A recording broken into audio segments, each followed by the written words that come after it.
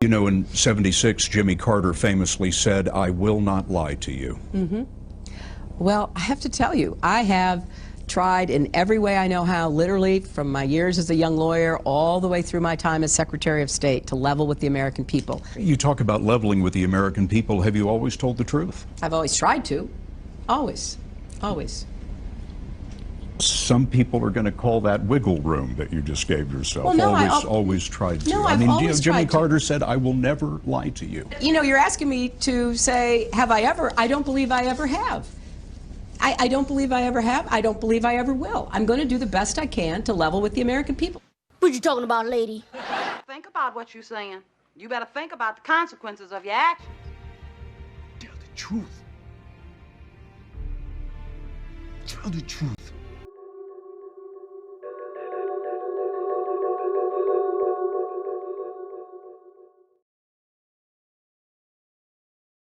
For the time being, at least, a UK military intervention seems unlikely. Why are we doing this outside? Well, because it's cold and it's starting to rain and we can easily do it from a studio. I'm just wondering what... Yeah, well, that's very easy for you to say in your ivory tower. I'm just wondering... Really? Really? Okay, do you hear what he just said? Do you hear what he just said, why don't you, for once in your life, just do the fucking news? All right, no, I'm going to do the fucking news. No, here is the fucking news. Ex-commercial TV PR man, old Etonian and occasional pig fucker David Cameron would like to bomb Syria. Unfortunately, Russia's got there first, and America's been doing it for ages. He wants to bomb Syria to stop the flow of refugees fleeing all the bombs. He's also hoping it will stop the increased influence of Islamic extremism. Bombing Syria will of course destroy the one remaining multicultural society in the region, leaving it open to the increased influence of Islamic extremism. To bomb Syria, therefore, is clearly mental. In other news, I'm doing the fucking news. In other news, Muslims are bad, China's bad, but not as bad as it used to be, and Russia is always bad. Nuclear weapons are good, and to suggest not using nuclear weapons is bad. Onto the economy. Debt is good. Corrupt banks are bad, but not bad enough for us to do anything about them. And poverty in the UK is a figment of your imagination. Onto housing. Jeremy Corbyn's plans to build affordable housing and create social housing for the poorest people in our society is a terrible idea. That's according to multi-millionaire, property magnate and all-round shitpot Sir Alan Sugar. Environmental news, there's nothing to worry about, so please carry on consuming at your usual rate. And finally tonight, entertainment. Matt Damon's intelligent and articulate observations about sexuality in Hollywood means that he is definitely a homophobic twat. My name is Jonathan Pye, and that was the fucking news!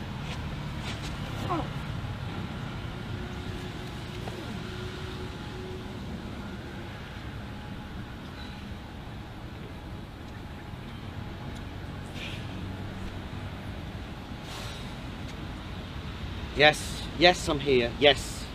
Yep.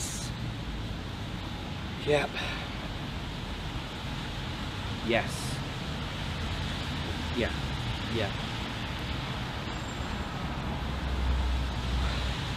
Yes.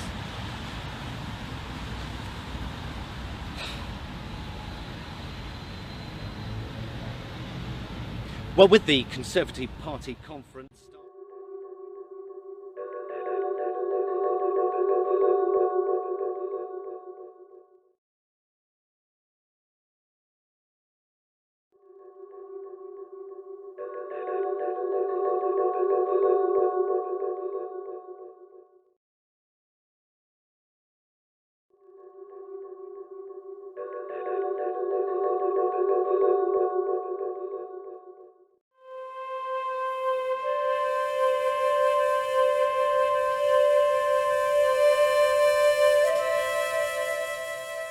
Maya risked their lives by playing the deadly ball game in order to fulfill their heavenly duties.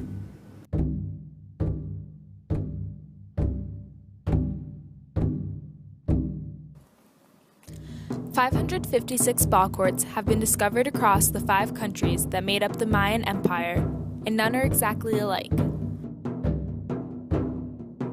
Archaeologists believe that some of them were used to play the real game, some of them are only to practice the game, and some of them are just a symbolism of the game. And probably that is why we see different characteristics in the ball court. Upon first uncovering the ball courts at the ancient Mayan sites, archaeologists assumed that they exclusively served for recreational use. However, after discovering the Mayan Bible, the Popol Vuh, and the story of the hero twins, historians realized that more than anything, the ball court in the game not only had religious importance, but was in fact the most sacred practice of the Maya.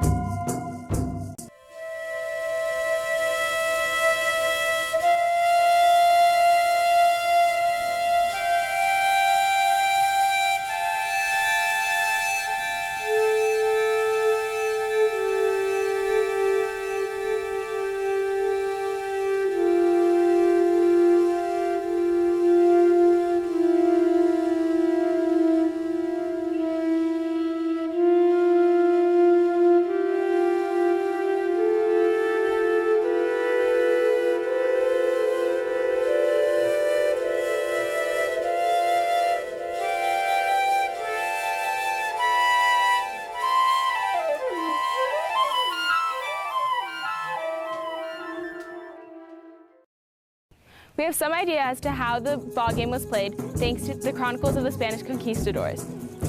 The ball game was played with teams of 2 or 3 players, and the goal of the game was to pass the big, heavy rubber ball through the hoops, or in this case, hit the stone macaw heads. Players are depicted wearing shields on their arms, chest, knees, and elbows. They are also depicted wearing heavy headdresses, jade pectorals, and other jewelry.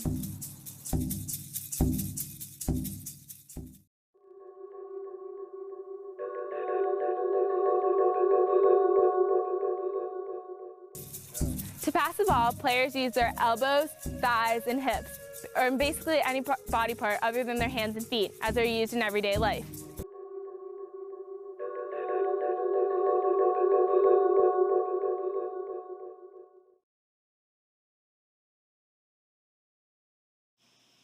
Between 1350 and 1550, the Inca civilization played a very interesting game.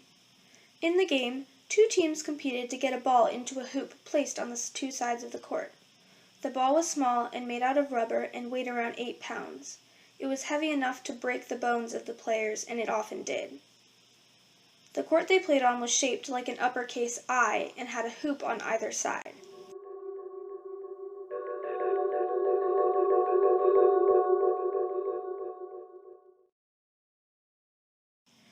The players had to use anything but their hands to get the ball through the other team's hoop without it touching the ground.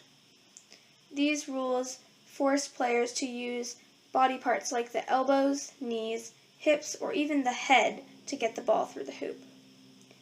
As a result of the rough playing ground, players would often wear padding, typically made out of animal skin to protect their bodies.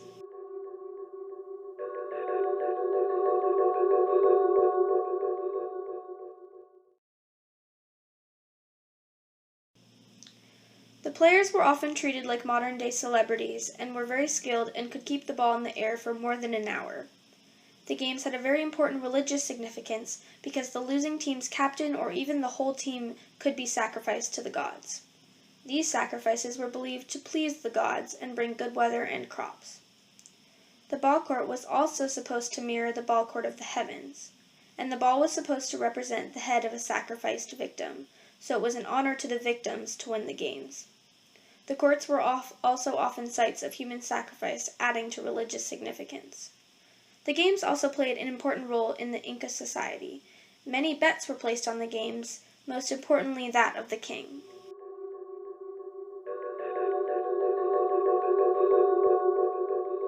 The The king's bet was very important because his bet showed royal favoring of the teams.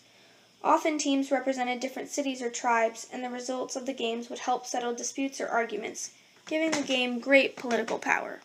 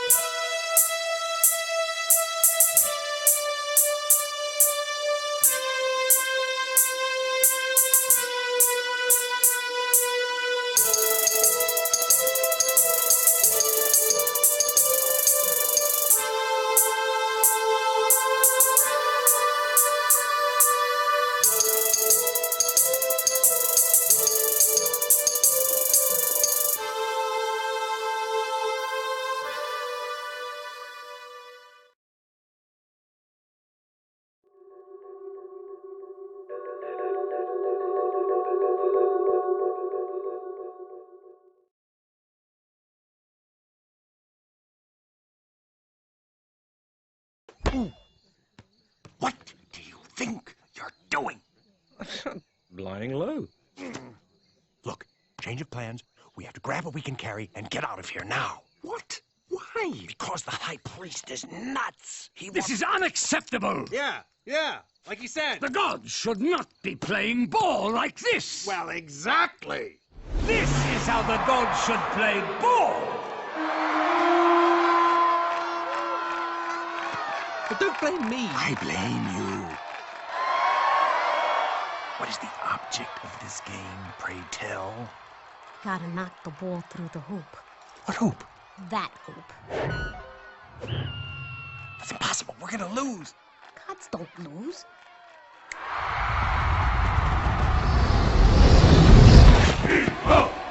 My lords, Chief Tenderbuck's warriors are the finest ball players in the city. 15 mere mortals against Hugo.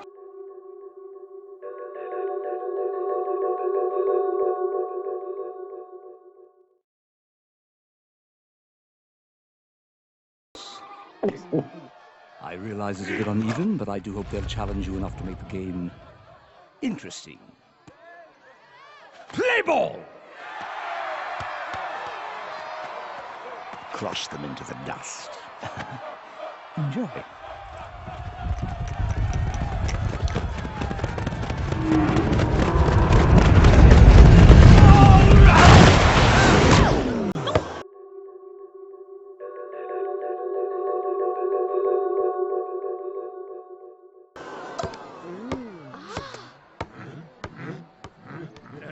My lords, were you not supposed to put the ball into play?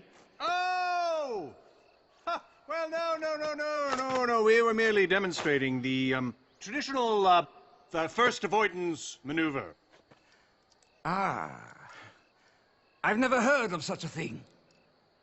Excuse me. Who invented this game? What? The gods! Of course.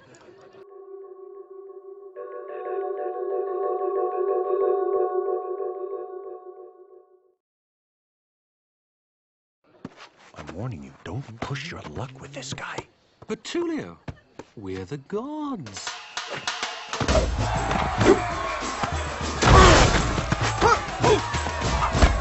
Julio! A hit! This is impossible.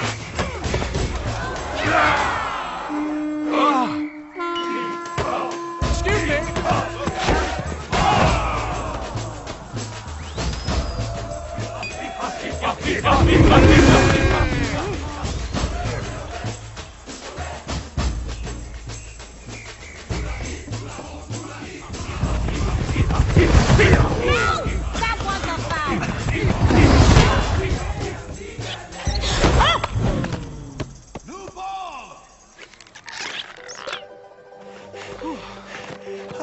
How long does this go on, anyway? The game is over when the shadow touches this line. We need a miracle. No, we need to cheat.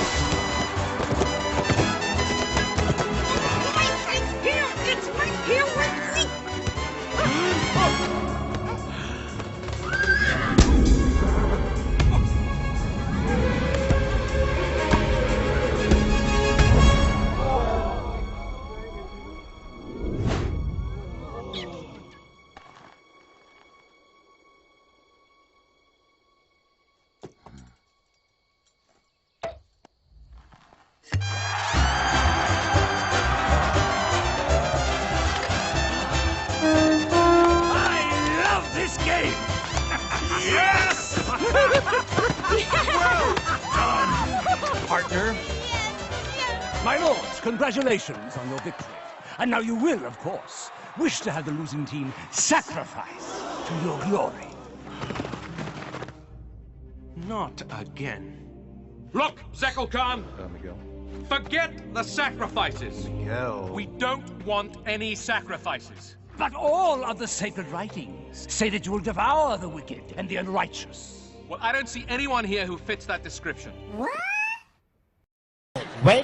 Wait a minute. Wait. Well, as speaker for the gods, it would be my privilege to point them out. The gods are speaking for themselves now. You're gonna believe every word you say. This city and these people have no need for you anymore. There will be no sacrifices. Not now, not ever. Get out!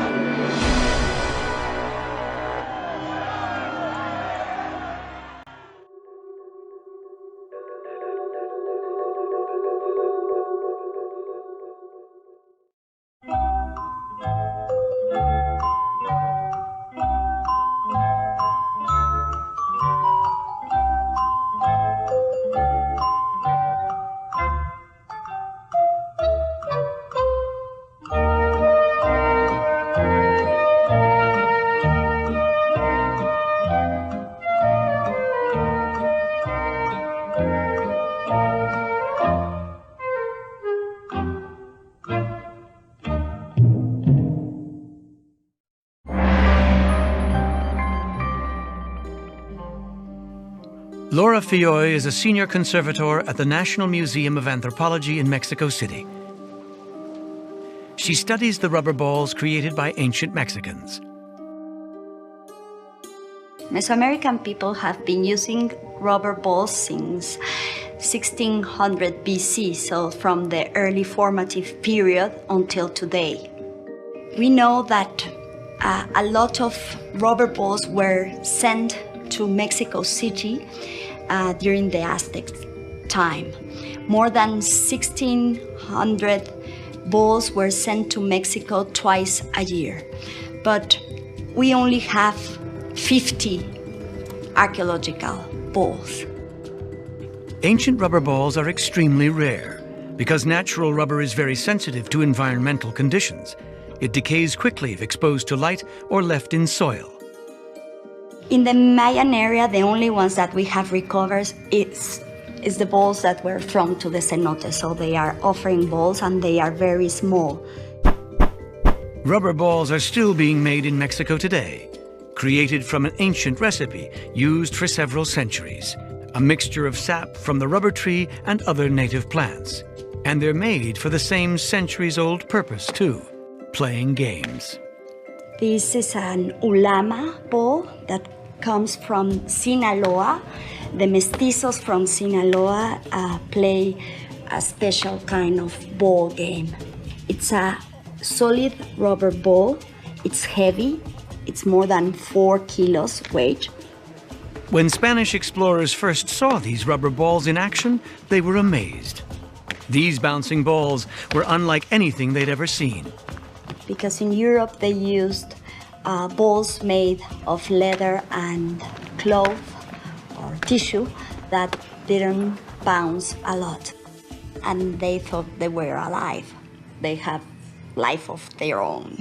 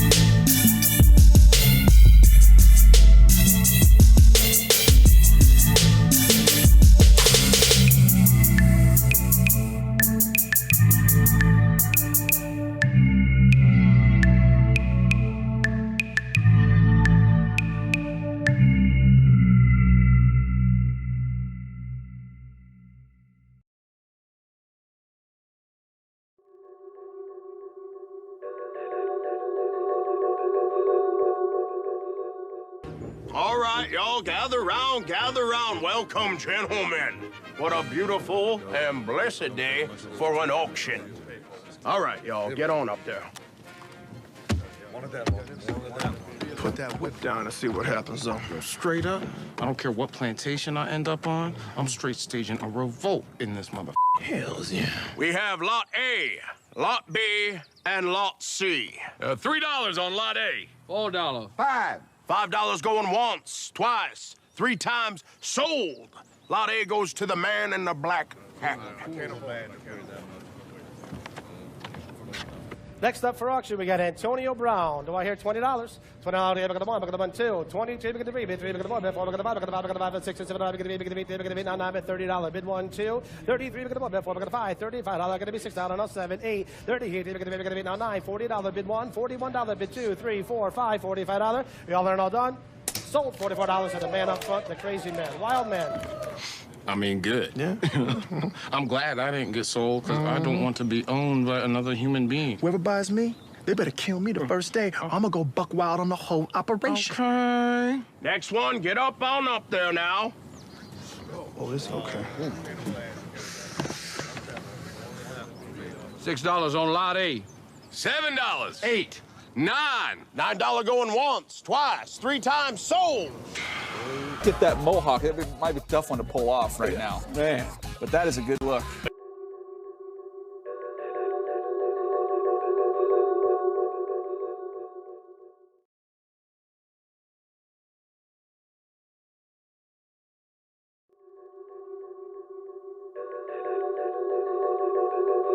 and star the network's Rich Dice. Oh, come on.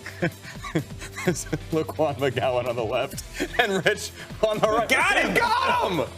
Rich had a 5.94. Laquan McGowan had a 5.48, and again a 5.48 at 405 pounds. Okay, well, you have to buy that dude. It's a no-brainer. I mean, that guy's huge. A massive individual. That's two of me. Anybody would buy him. Yeah, I'd buy that dude. My question is, how did they catch him? Next.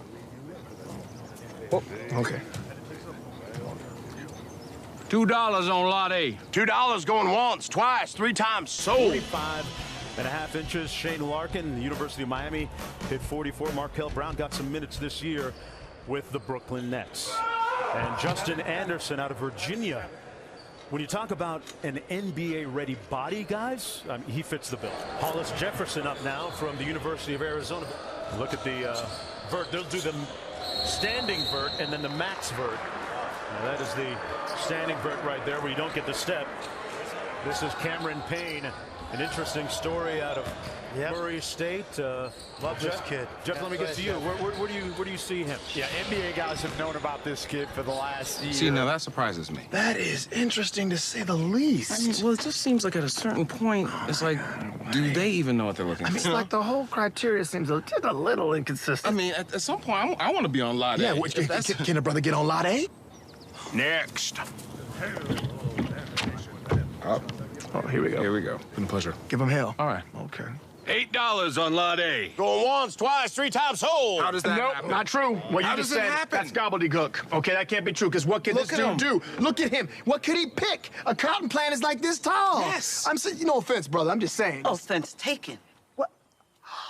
Am I wrong? Is he not short? He's short. But you are actually short in real life in the world. You're good, man. Enough. I will not have my reputation tainted selling superficial, bigoted slaves. Superficial? Did that really just come out of your mouth? That's it. This auction's over. Auction's over? Whoa. No, it ain't over. It's not over. I'm strong, y'all. I'm very strong. I can sleep in a bucket. I'm fast. I got stamina. I know I don't look it, but and I know magic. My worst quality is that I'm a perfectionist. Let me mention, have I mentioned this? Docile. 1841, New Orleans. Ground zero for the slave trade. How much? It's auction day, the day every slave fears the most. In the first half of the 19th century, over 500,000 slaves are sold at auction. It's a business worth $2 billion to the Southern economy. Since the cotton boom, the value of slaves has skyrocketed. Now men cost $1,000, women $800, children $500. Solomon Northrop, an educated free man from the North, was kidnapped into slavery. Go, boy, you come over here. He would make us hold up our heads, walk us briskly back and forth, while customers would feel our hands and arms and bodies. Make us open up our mouths and show our teeth, precisely as a jockey examines a horse which he is about to barter for or purchase. Scars upon a slave's back were considered evidence of a rebellious or unruly spirit and hurt his sale. Take it, Topo. 90% of all African Americans are slaves. 4 million men, women, and children. We had based this country on everyone having inalienable rights to freedom and equality, and yet we created a system of abject persecution. Slaves are fattened for auction, like livestock. Dark-skinned men are bought for the fields, light-skinned women for the house. Traders lie about their ages, even dye a slave's gray hairs. For the plantation owners, it was like just going to your local supermarket to get sugar or flour. They had become so desensitized to the humanity of the slave that they did not see them as human beings. Buyers demand the most fertile slaves for breeding. The most expensive are light-skinned teenage virgins. Rape is common. Eliza's from the state plantation. She's being sold with her 2 children, Emily and Randall. In Louisiana, it's illegal for children under 11 to be taken from their parents. Boy, come over here. It happens all the time. You know, 140 years is not a really long time in the context of history. So it's hard for me to believe that blacks didn't have any rights here. They weren't treated as human beings. They were treated like animals, essentially. Sir, please. All right, you go, we go. There's your business.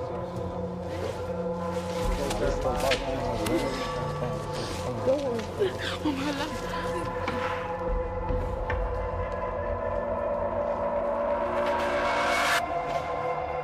Over half the sales at auction will tear a family apart.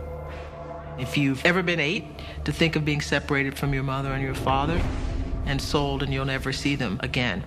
The horror of that, the poignancy of all of that, and yet that's the kind of thing that happened across the South up until the end of slavery. Okay, my final offer. $1,000 for that man. Yep. 900 for that man. The woman there, $700. Please, buy my child. Sir!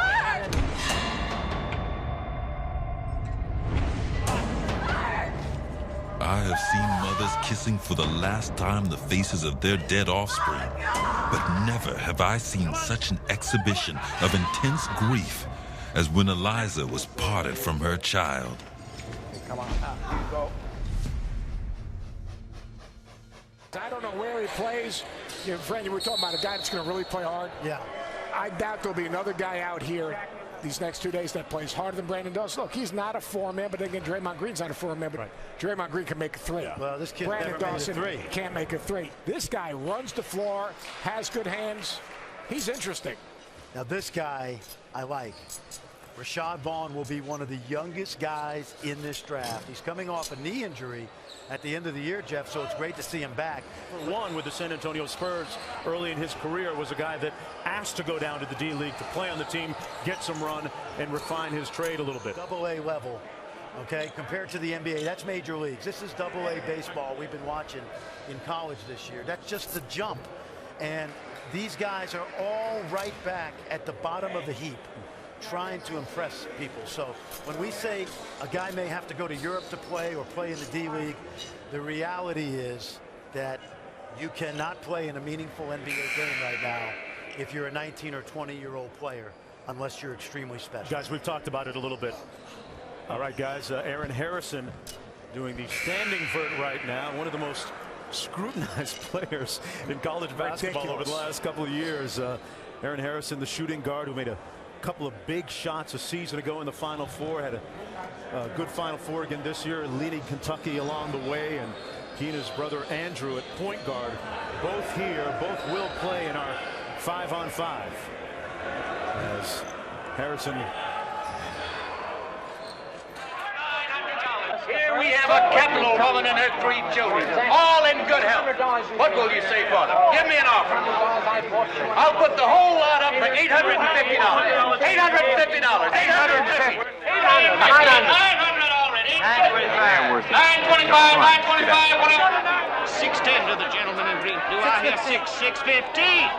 Look at this lovely wench, gentlemen.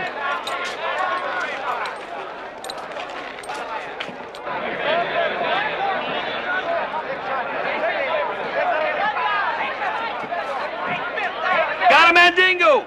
Purebred mandingo! I want to see. This is what I was looking for, yeah. Oh! Dare you? Playful as a kitten, strong as a bull elephant.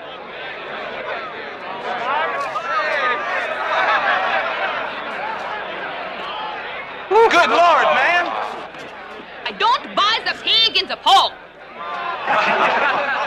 Carry on like a man. If she buys him, he gonna find out tonight she ain't no man. You mean that white lady pleasure with that nigga? That's a German widow, and German ladies can never pleasure enough. How much? $3 3,500. I give you 3,000. I'll pay the price you're asking. You are no gentleman trying to take the nigger from the poor widow woman. For the use you crave to make of him, ma'am, I ain't letting you get him. 4,000. I'll pay more, 500 more. Schweinhund! Done.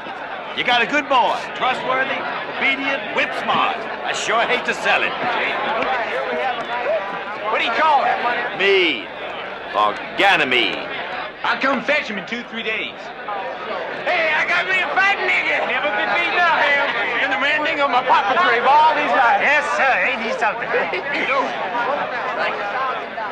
Mead, huh? Mead. It's a good name, Mead. Mead, huh? Damn.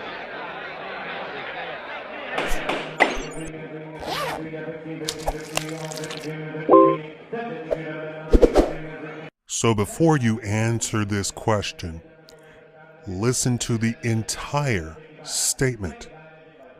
So a couple of people have said that the NFL draft is racist and it's akin to a slave auction. So they put it out that it's akin to a slave auction in that you have rich white guys who literally go down the line and bid on black guys, poor black guys. But it doesn't stop there. The lasting impact of the NFL draft is that a poor black kid sees the auction and says to himself, that's what I'm going to do. I'm going to get me a $10 million contract. So he spends all of his effort shirking school, shirking study, and just football, football, football, football. Now, the question was asked then, how many people who really dedicate themselves to football get into the NFL? And the answer was almost zero. The odds are millions to 1. You would win the lottery in 5 different states 10 times before you would get into the NFL. If you did a comparative analysis of the chances of getting into the NFL draft versus winning the lottery in 5 different states 10 different times each state. So then it said it destroys the black community.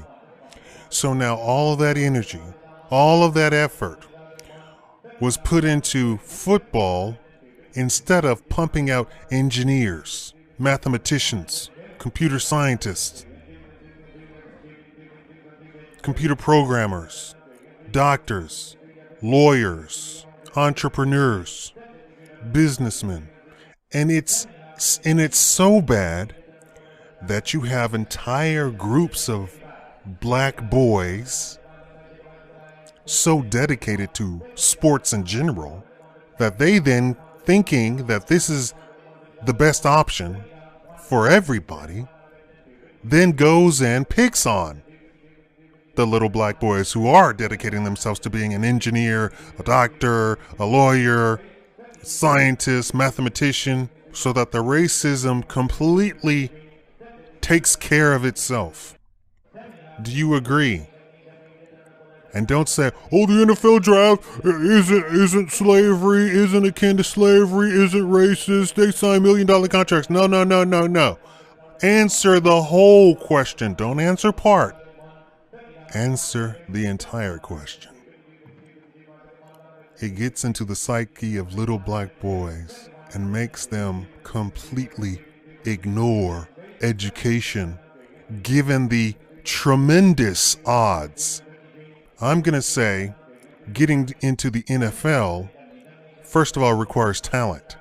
And of the pool of talented little black boys, so that means all of the untalented little black boys have no chance whatsoever.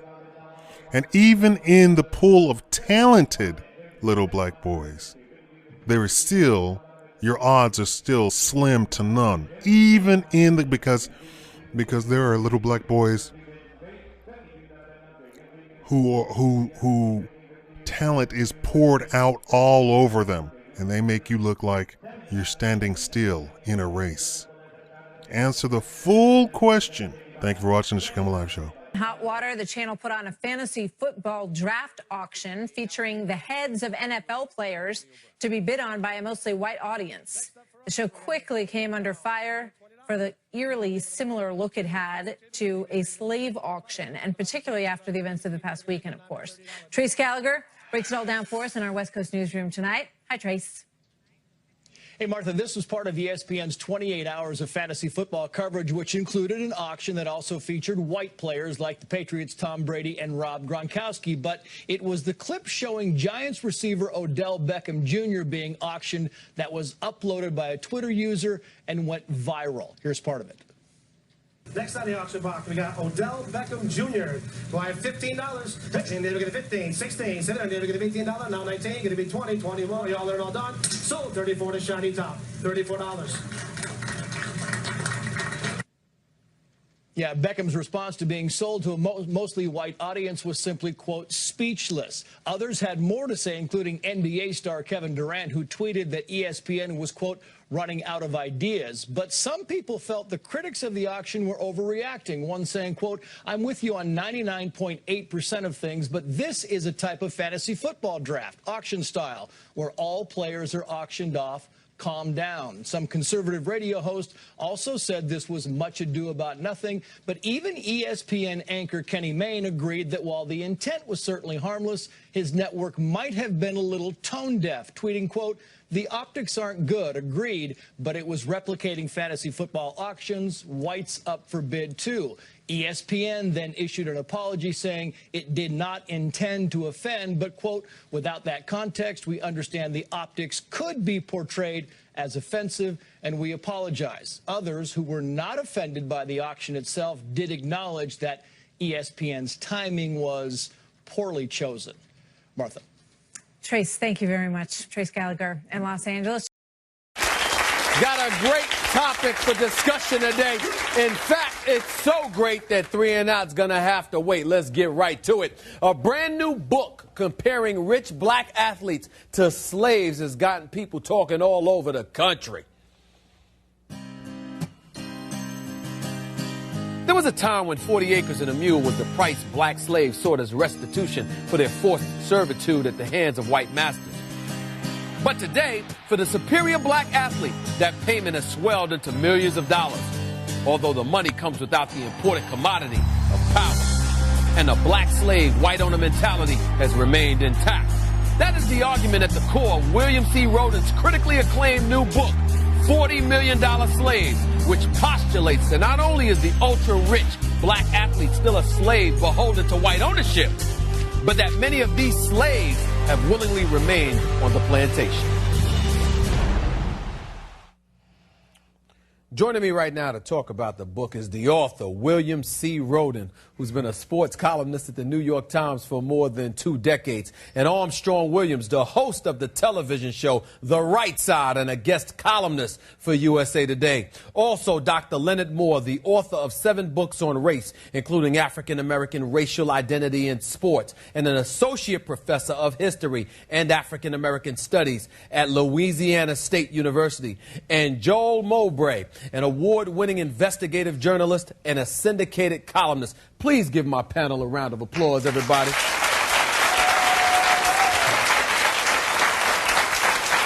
Now, appreciate you being on the show, Mr. William C. Rhoden. Had to go to you first. I've known you for years, and I have to say I cannot believe the title. I was stunned. $40 million slaves. I mean, talk about that title. Where did that title come from? That's a great starting point. That's great. The title actually comes from Larry Johnson. Mm-hmm. You know Larry Johnson? Yes, I do. Formerly of the New York Knicks. Knicks. Well, remember in 1999 when the Knicks were in the NBA championship, and Larry was boycotting the media, and they were fine. So fine said, okay, you all want me to talk? I'm going to talk. So he commenced to blast the media and all that. But one of the things he said is that the only people I care about are those brothers on the court. He pointed to the Knicks. He said, we're rebellious slaves. We're a bunch of rebellious slaves. So, of course, the next day, he was just completely massacred in the media. Well, a year later, they were playing a game. The Knicks were playing a game in Los Angeles, against the Clippers. Against the Clippers, yes. Against the Clippers. And so during the timeout, as they walked to the bench, this white fan stood up behind the Knicks bench, and he said, "Johnson, you're nothing but a $40 million slave." And I thought that the anecdote was interesting for two reasons. A, that this fan remembered that for a whole season, and B, that Larry Johnson chose that particular metaphor to try to describe to the media exactly how he felt. You know, that particular myth. So that was, I want that to begin the beginning of a dialogue. And that dialogue is what? Because you started you started something here. You know that. Well, you know that, Bill. I've known you for years, and I'm telling you right now, I was shocked by the title, because I'm saying to myself, people say, you're talking about slaves and mentioning it in the same breath as multi-million-dollar athletes. But this is the problem, though. See, this is the first problem. You cannot equate, see, as soon as you begin to equate money with slavery, you're wrong. I mean, you're wrong, because it's a condition. There were brothers, and I went all the way on the plantation. I've been doing it for 8 years. I went all the way on the plantation. There were slaves, there were jockeys who were making lots of money. Slave jockeys. There was a brother named Charles 1700s and 1800s? Oh, man, there was a brother named Charles Stewart who was a trainer. We're talking about 1810. This brother was a trainer. He had his owners, he was in charge of his owner's stables. At a time when black people weren't supposed to leave state without a pass, this guy had his runners, and you know what? He was making so much money, he had to hire an agent because he was making so much money. But guess what? Charles Stewart was a slave. He was sold 3 or 4 times. Only difference is he could negotiate the terms of his... But getting back to your point, you're saying money shouldn't be associated with slavery. Is that what you're saying? Money has nothing to do with the condition. It's the condition of slavery, not necessarily how much money you have. All right, let me go to Armstrong Williams. You sit right next to him. What are your thoughts as you hear this, especially when he says you shouldn't identify money with slavery? What are your thoughts? Well, it's inseparable. You know, so many people play off slavery and human slavery and the wretchedness of that. You know, in slavery, human beings, American blacks, did not have a choice. They were forced into in this kind of behavior, dehumanized, and even though the founders realized it was wrong.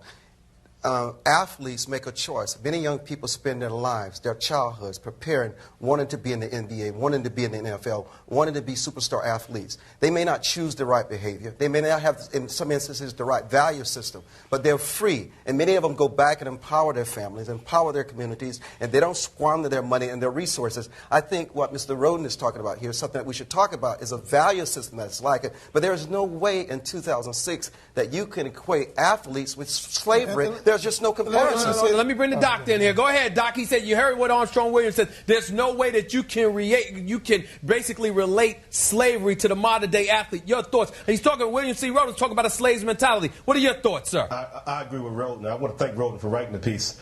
I think what we need to realize is that whenever you are not free to speak your mind, whenever the money comes attached with handcuffs, then I believe that you are a slave. I think many African American athletes have been taught to believe that they are supposed to focus on anything but their particular sport.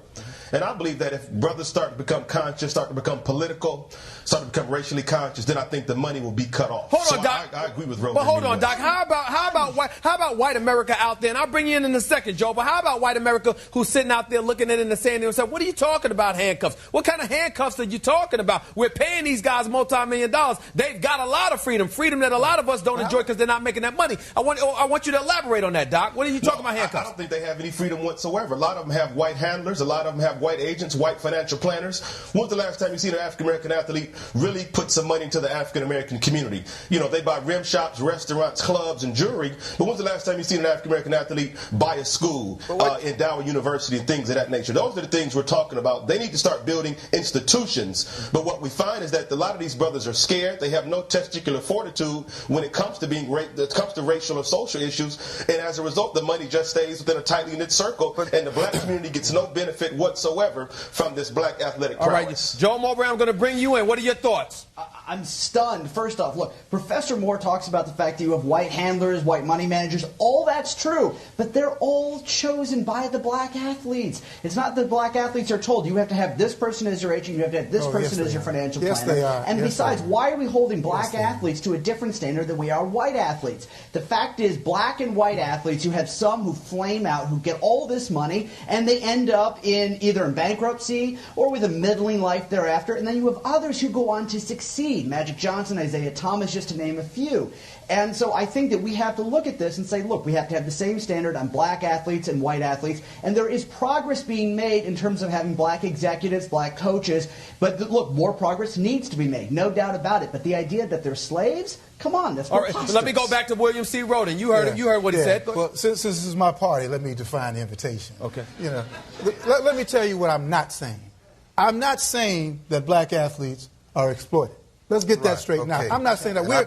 We're beyond that. Yes. What I'm saying, in fact, on the contrary, is that we've got so much potential power now, right? We got so much potential power. The question now is, how are you going to use it? And in terms of the individual, right now, a lot of brothers we know do some good things individually. They all have some nice foundations, okay? But the magnitude of the problems facing our community are much greater than any one foundation's ability to solve it. So what I'm calling for now is that we need to get back to teamwork. We need to do more collaborative And how do you expect to accomplish that by calling them slaves? You know, well, it refers to a condition. Number, if you've got a lot of power and you refuse to use it, the professor said that, well, a lot of guys, nobody makes them do it. Well, there's a chapter I deal with in the book called The Conveyor Belt. And what the conveyor belt is, and it starts when you're in 4th, 5th grade.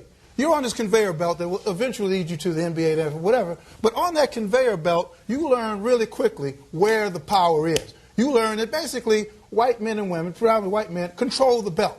They control the levers. They're the bankers. They're the ones who are going to set you up going to getting your scholarship.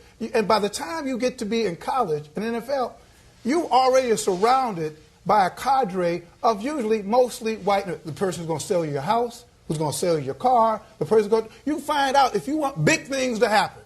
Okay, big things to happen. You may want Stephen A. Smith to write your book, right? But if you go into William Morris, whatever, they're going to say, well, I think, we got the guy. Everything's in place. Normally, and all you got to do, Steve, and you know this, man, at 5 o'clock now, you go to every major newspaper in the country. Mine is the New York Times. No, I know this. And you go to Daily News.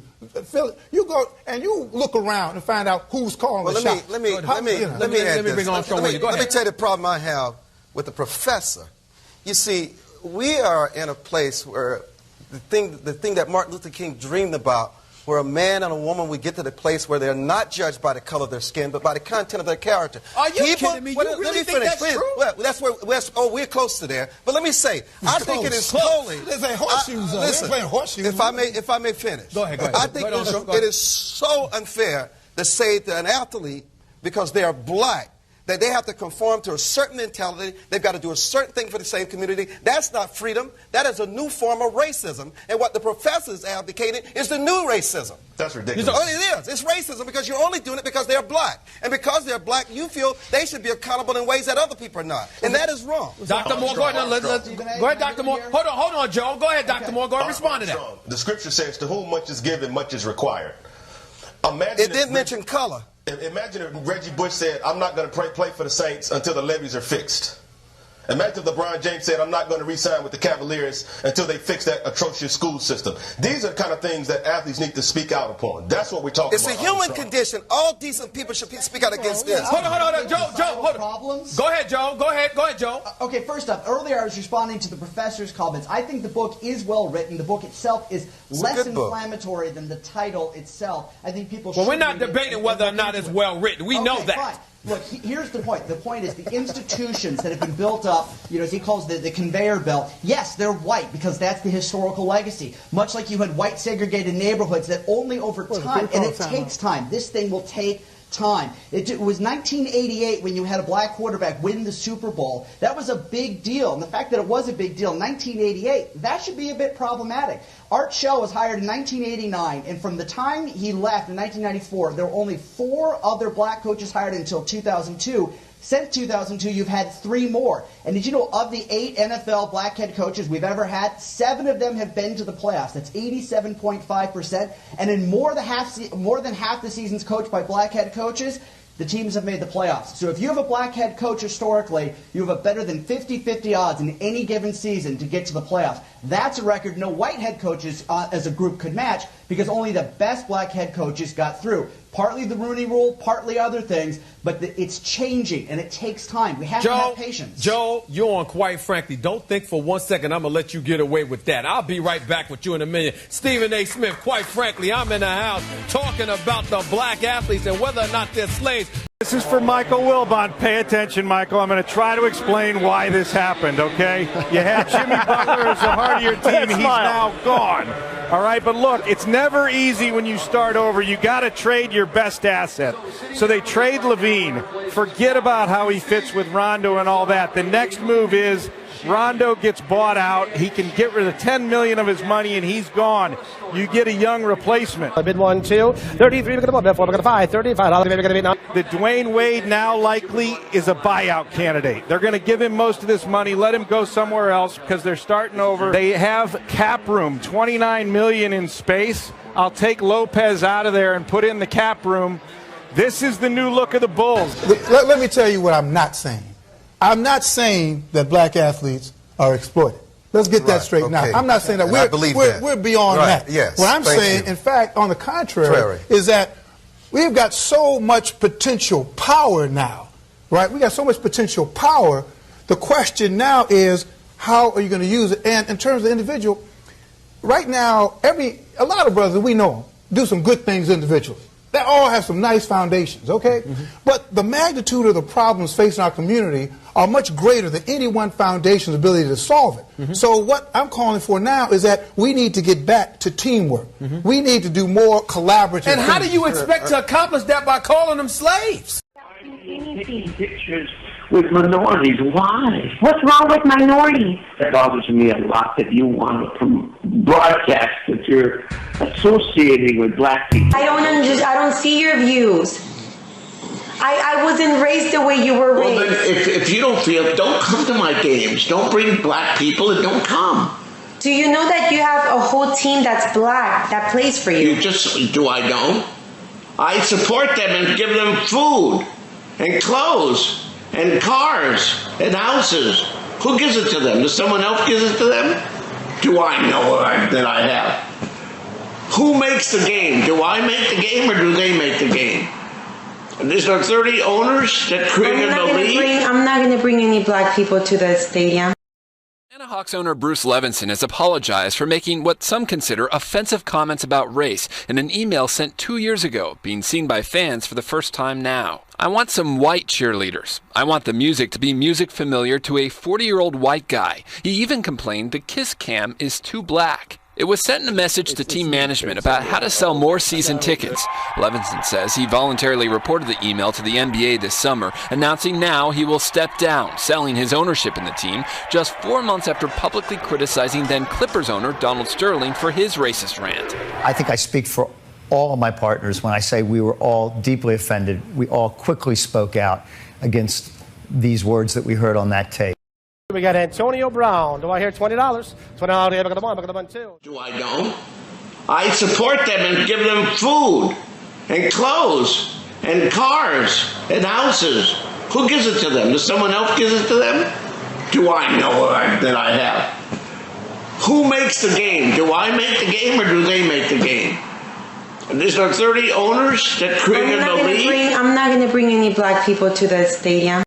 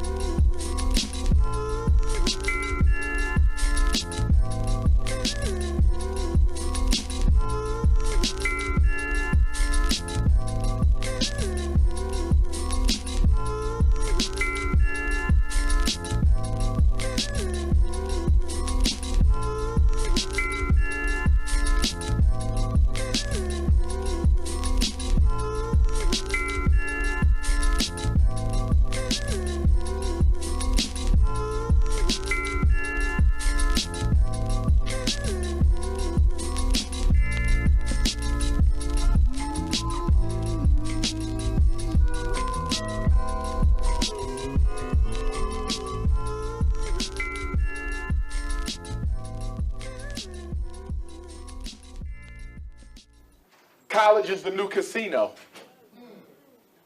What do you do when you go to the casino for my gambling people? Or my folks who like to play the numbers? You put $1 down, hoping you get 100 back. You put 500 down, hoping you get 5,000. College is the new casino. It's the new gamble. You put $100,000 education down, hoping they reap about $1 million over their lifespan. But are they guaranteed to get it? Not at all. Right now, as I stand before you, 2 million black people with master's and doctorate degrees in America can't find work. And so now you're taking out $20,000 and $30,000 in loans to finance his or her education at Howard or Harvard or Hampton or Spelman or UCLA or Virginia Tech or wherever you choose to send them. So why we got so many kids going to college? Why is every child I talk to in high school automatically going to college? Some of them ain't got no reason. Because you're trying to relive your life through your child. Or you're trying to keep up with the Joneses, and in order to look good, you got to say that my child goes to a university. Never mind the fact they're going to be drowning in debt when they get out. That's not important right now. You just want to look good. And looking good is one of black folks' biggest problems. Yeah. What's up, everybody? You already know who it is. Back again with another episode of Antmo the Dark Knight TV. Your host, Antmo Azar, aka Antmo the Dark Knight. And on today's topic, I want to dive straight into this. I want to talk about the NCAA. In my opinion, the NCAA is one of the worst systems of all time. You know what I mean? It's kind of like watching your boss make millions and billions of dollars while you get pretty much nothing. You know what I mean? When you look at college athletics, the players, they get transportation and they get taken care of by the school. And they get their little perks from here and there. But the bottom line is they not getting no money. They not getting no paycheck. They not getting the income that I believe they deserve. You know what I mean? Because if you really go into it, you look at all of the money the university is making, jersey sales, ticket sales, hoodie sales, or anything that has the university logo on it. The university is making some kind of money off of that. You know what I mean? And that's what I'm saying. Now, let's go straight into college football. It's mad money that they making in college football, that the NCAA is making and the universities are making. Anybody who follows the college football season, you know that like every season at the end of the year, a certain team goes to a certain bowl game. Now, as you see on the screen, it's all of these different variety of bowls. Tortitos Fiesta Bowl, Rose Bowl, Chick-fil-A Bowl, Peach Bowl, Alamo Bowl. And you see all of these major corporations are sponsors and partners with the NCAA. And then also, you can go to the coaches. You see this list on the screen, the highest paid college football coaches, 5 million, 6 million, 7 million, 4 million. These coaches are making millions of dollars every year. So when you go deep into this, it's like the coaches are getting money, the schools are getting money, the athletic department is making money, the sponsors are making money, the corporations are making money. But what do the players get? Yeah, they get a little bit of fame. They get a little bit of perks. They get taken care of by the school. But at the end of the day, they just slaves. You know what I mean? They make the product. It's like they are what the people come to see. But at the same time, you're not rewarding them for their hard work. You know what I'm saying? Because the same way those NFL guys get hurt, one of the college players can get hurt. And that could be the end of his future, you know what I mean? And another thing about the NCAA, if you really look at these venues and these facilities, and it's millions of dollars going into these facilities and stuff. And when you look at these stadiums, like if you do the research on the NFL, alright, look at this right here. The Oakland Raiders play in the Oakland Coliseum. And this is the smallest stadium in the NFL currently. This stadium holds 53,000 seats.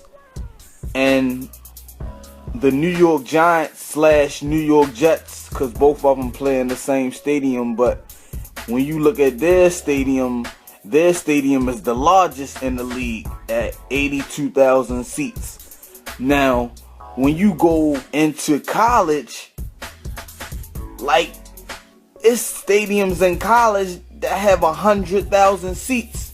So the largest NFL stadium is 82,000 seats, and you got the University of Michigan, the University of Penn State, Texas A&M, Ohio State, Tennessee, LSU, Alabama, Texas, and USC has 93,000. So all of these college stadiums have 100,000 seats. And these stadiums are larger than all of the NFL stadiums. You know what I'm saying? Just imagine how much money they're making if you selling 100,000 tickets a week and the players can't get none of that. I mean, that's kind of selfish to me. That's kind of fucked up in my opinion. You know what I'm saying? And one last thing I would like to say. When you think about people like Chris Webber, Maurice Claret, Cam Newton, and Reggie Bush, and there's plenty more of these college athletes, but the guys who I just named, now all of these players were superstars on their college teams, and they got in trouble while they was in school for so-called violating NCAA rules. When you violate an NCAA rule, they try to make a story out of it on ESPN, and they try to, you know, destroy the player's character and image, and they try to just make it seem like he's this bad guy. But when you really go deep into it, like, the NCAA are breaking the rules all the time simply by not paying the players. And also the NCAA, if you notice how at the clip I showed you at the beginning, that's just a TV show, but it's real, because a lot of situations happen like that. Those boosters from those colleges, those boosters and those agents, like, they go to these high school kids and they pay them off and they give them all kind of perks and money and girls and all this type of stuff. Like, similar to the movie He Got Game.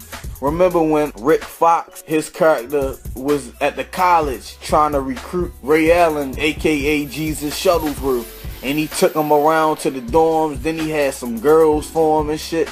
So, like, that's what they do, man. And basically what I'm saying is, how can a player get in trouble for breaking NCAA rules when the NCAA is one fucking broken rule in itself? The whole fucking system is fucked up with the NCAA. You know what I'm saying? But yeah, man, I just want y'all to just think about what I'm saying. Do some research on that if you want to find out more. There's lots of information about that. How about white America out there? And I'll bring you in a second, Joe. But how about white America who's sitting out there looking at it and saying to himself, what are you talking about handcuffs? What kind of handcuffs are you talking about? We're paying these guys multi-million dollars. They've got a lot of freedom. Freedom that a lot of us don't enjoy because they're not making that money. I want you to elaborate on that, Doc. What are you talking about handcuffs? I don't think they have any freedom whatsoever. A lot of them have white handlers. A lot of them have white agents, white financial planners. When's the last time you seen an African-American athlete really put some money into the African-American community? You know, they buy rim shops, restaurants, clubs, and jewelry. But when's the last time you seen an African-American athlete buy a school, endow a university, and things of that nature? Those are the things we're talking about. They need to start building institutions. But what we find is that a lot of these brothers are scared. They have no testicular fortitude when it comes to racial or social issues. And as a result, the money just stays within a tightly knit circle, and the black community gets no benefit whatsoever from this black athletic prowess. The scripture says, to whom much is given, much is required. It didn't mention color. Imagine if Reggie Bush said, I'm not going to play for the Saints until the levees are fixed. Imagine if LeBron James said, I'm not going to re-sign with the Cavaliers until they fix that atrocious school system. These are the kind of things that athletes need to speak out upon. That's what we're talking about. It's a human condition. All decent people should speak out against this. Hold on. Joe, hold on. Because culturally, that's what we do. We dance, sing, and we play sports, and we make millions of dollars in those areas.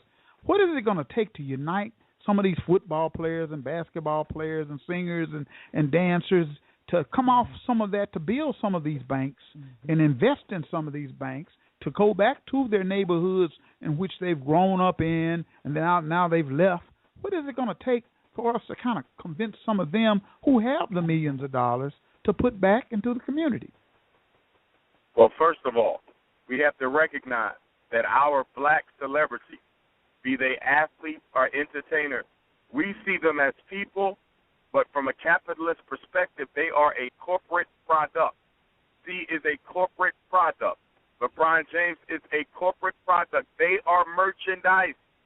That means that they are controlled by the corporation. Everything they think, everything they say, everything they do must be rubber stamped by the corporation that created them. They are merchandise. They are not free to exercise their own discretion to use their money how they see fit. We have to understand the black celebrity is in a position to create economic revolution for black people. And because of that, they are being watched more closely by the FBI than Umar Johnson ever could be. I can talk about it, but they have the money to make it a reality. And because of that, they are under a surveillance that's greater than anything COINTELPRO has ever put in our community. So that is to say that they will never be the catalyst for the economic change. They will come in after the change has already taken place, which means we have to do the work. We have to bake the cake, and the celebrities will put the cherry on top when it's done. Yeah, man, and I want to talk about this, because a lot of people don't really want to go deep into it, but I want y'all to just think about this, because a lot of this stuff with sports, it's kind of connected to slavery, for real, because think about this. It's like, y'all know how they got the NFL draft. Now, before the NFL draft comes on, they got this thing called the NFL Combine. They take all of the draft prospects or the talent, because that's all they are, slaves, but they call them prospects or talent. So they take all of the NFL talent fresh out of college, they put them together in Indianapolis. That's where they train them at. They make you run the 40-yard dash. They see how high you can jump. They see how long you can throw the football. They make you do all these runs and all these tests and all these drills and all these weightlifting programs, and they do all this to determine where they want to take you in the draft that's going to come up. They just training them, seeing who are the good slaves and who are the ones we got to work with a little bit more and spend a little bit more time on. That's why they call them projects. Like, if you get drafted in the first round or the second round, that means you going to play right away. But if you get drafted in like the fourth round or the fifth round, they usually say, oh, he's a project. We have to develop him. He's not a good enough slave. We got to develop him and train him and coach him up in order to be a good enough slave. Let's talk about the draft. That's how it is. It's like the auctions back during slavery, pick a nigga or pick a slave. Because it's like, if you really think about it, it's like the owner of the team is the slave master. The people who work in the front office, the scouts, the president, the general manager, they are the slave catchers, because they go out and they fetch and they catch all of the talent and they go get whoever they got their eyes on. So they are the slave catchers. And now we can go to the coaching staff. The coaching staff, they are the overseers, because they stand on the sidelines and they watch all of their slaves or all of their talent, all of their prospects. They watch them play. If one of the slaves is not good enough, they'll go get the second string slave, put him in the game, and take the first guy out. You understand what I'm saying? If one of the slaves get hurt, they got a backup slave to put in so they can keep the game going. They can keep the money coming. They can keep the business going. You understand what I'm saying? Let's talk about the contracts, because the contracts, it's like you signing an oath. You understand what I'm saying? Kind of like selling your soul to the devil. You understand? Even though it ain't like Hollywood or anything, but it's similar to it. In the contracts, they tell the athletes that they have to donate money to certain charities, and they gotta go around to different hospitals and visit the sick kids. And you know how a lot of athletes, they set up like these college funds where they send a couple of kids to college to make it seem like they doing something for the community. But at the end of the day, all of those requirements are right there in the contract. Like, I was watching Sports Center ESPN one day. It was a college basketball women's team, but one of the girls from the college basketball team, she had to go and ask the coach, can we wear I Can't Breathe t-shirts when we go out for warm-ups? Because you know how like a lot of the athletes was wearing the I Can't Breathe shirts, but they gotta get permission to do all of that shit. So basically that's what it is, and it's like sports and all entertainment come out of slavery except for music. But as far as like entertainment, because that's what they did during slavery, they used to get certain slaves and make them dance to entertain white people. They used to make them eat watermelon to entertain white people. They used to make us fight each other to entertain white people. And now you got sports where black men dress up and they go out and perform in a big arena full of white males. And speaking of arenas, let's talk about these NFL stadiums. I mean, you got Dallas Cowboys. They just got a brand new stadium a couple years ago, $1 billion stadium. The Atlanta Falcons are moving into a new stadium in another year. I just had actually heard about that. I mean, damn, I thought the Georgia Dome was a good, nice size stadium. They got Phillips Arena down there in the ATL. Now they building another big ass arena. It's shit crazy. I mean, you got all these problems going on in the world. Fucked up school system, everything about the system is fucked up. And it's just like, but they got so much time to build these $1 billion arenas because sports is so important, Then you got Los Angeles. They just got a new football team and they building a new NFL stadium out there. San Francisco 49ers, they just got a new stadium. The Minnesota Vikings, they getting a new stadium. So you see, this shit is big business, man. These sponsors and these corporations, they all got a hand in the cookie jar when it comes to the NFL and the NBA and the NCAA. These guys, they get paid millions of dollars, but it's like the man said at the beginning, the money comes with handcuffs. Yeah, that's your money, but you can't spend it on what you want to spend it on. Because think about it, like, I always wonder why like LeBron and Oprah and Jay-Z, like, why they can't come together and build their own school system or build a college or build like a black Walmart or a black McDonald's. You feel me? They got the money to do it, but they already know what's up. You understand what I'm saying?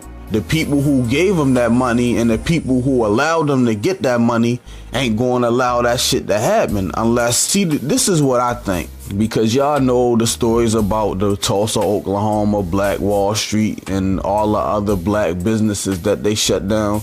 Because I see people always try to say stop blaming the white man, but one thing you gotta realize is that all of the times that black people do stand up for themselves and stand on their own 2 feet, the system, they still find a way to fuck us over.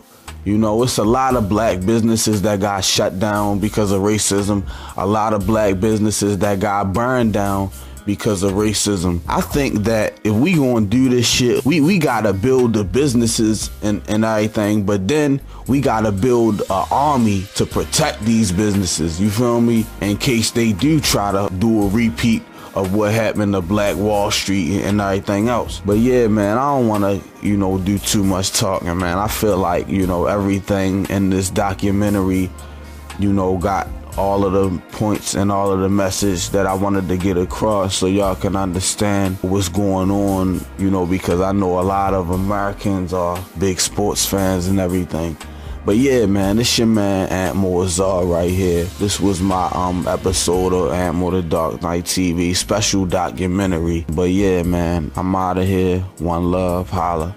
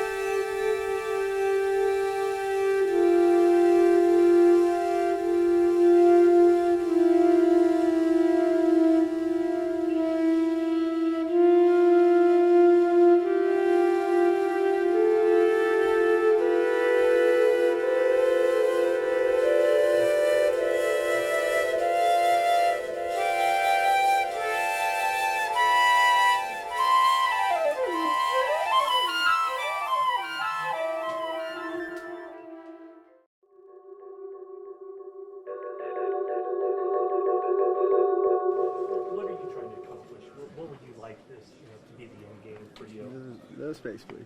I mean, ultimately, it's to bring awareness and make people, realize what's really going on in this country. There are a lot of things that are going on that are unjust. People aren't being held accountable for, and that's something that needs to change. That's something that, this country stands for freedom, liberty, justice for all, and it's not happening for all right now.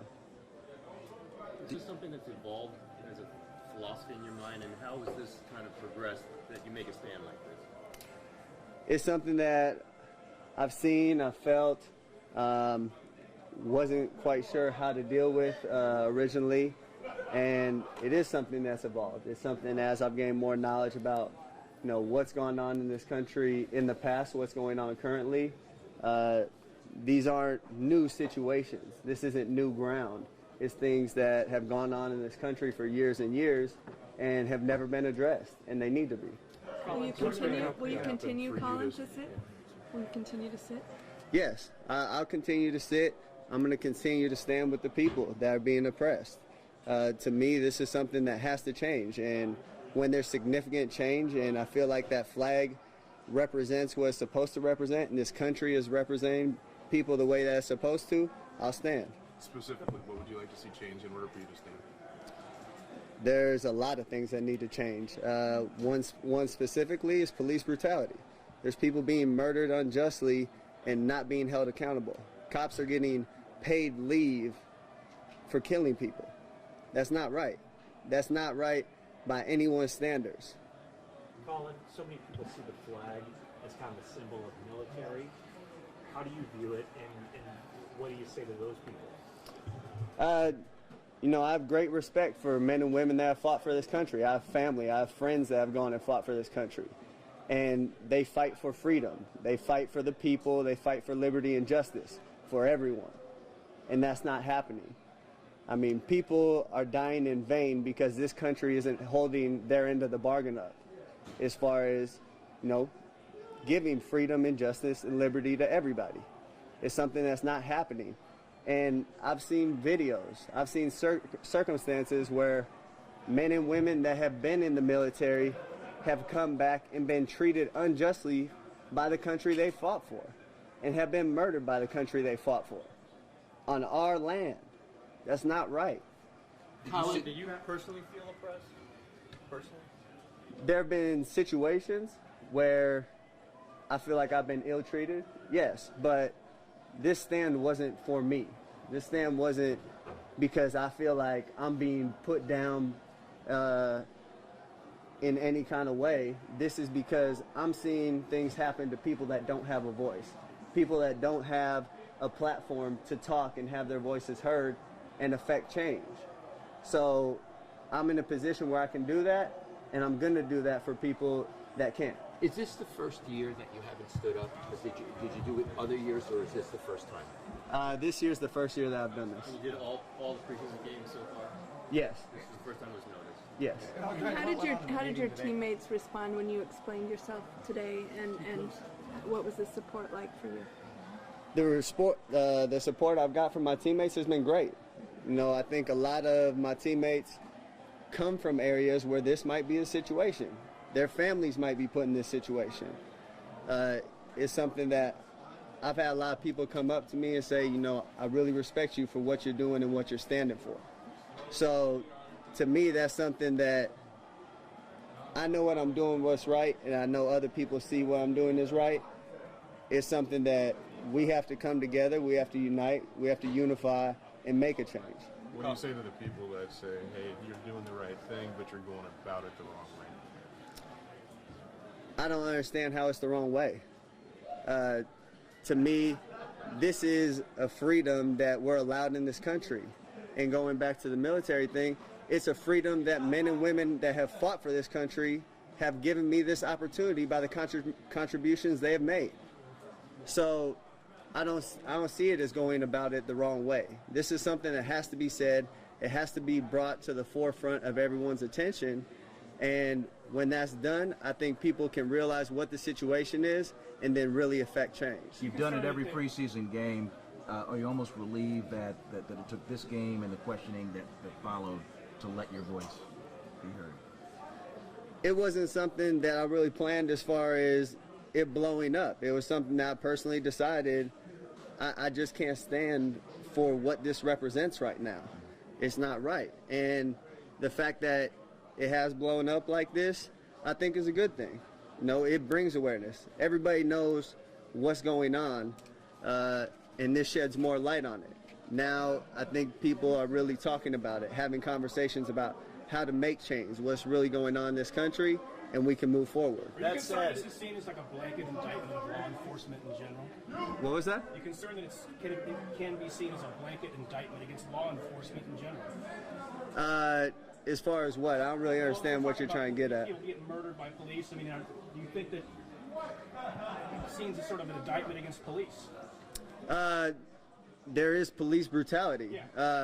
People of color have been targeted by police. So that's a large part of it. And they're government officials. They're put in place by the government. So, you know, that's something that this country has to change.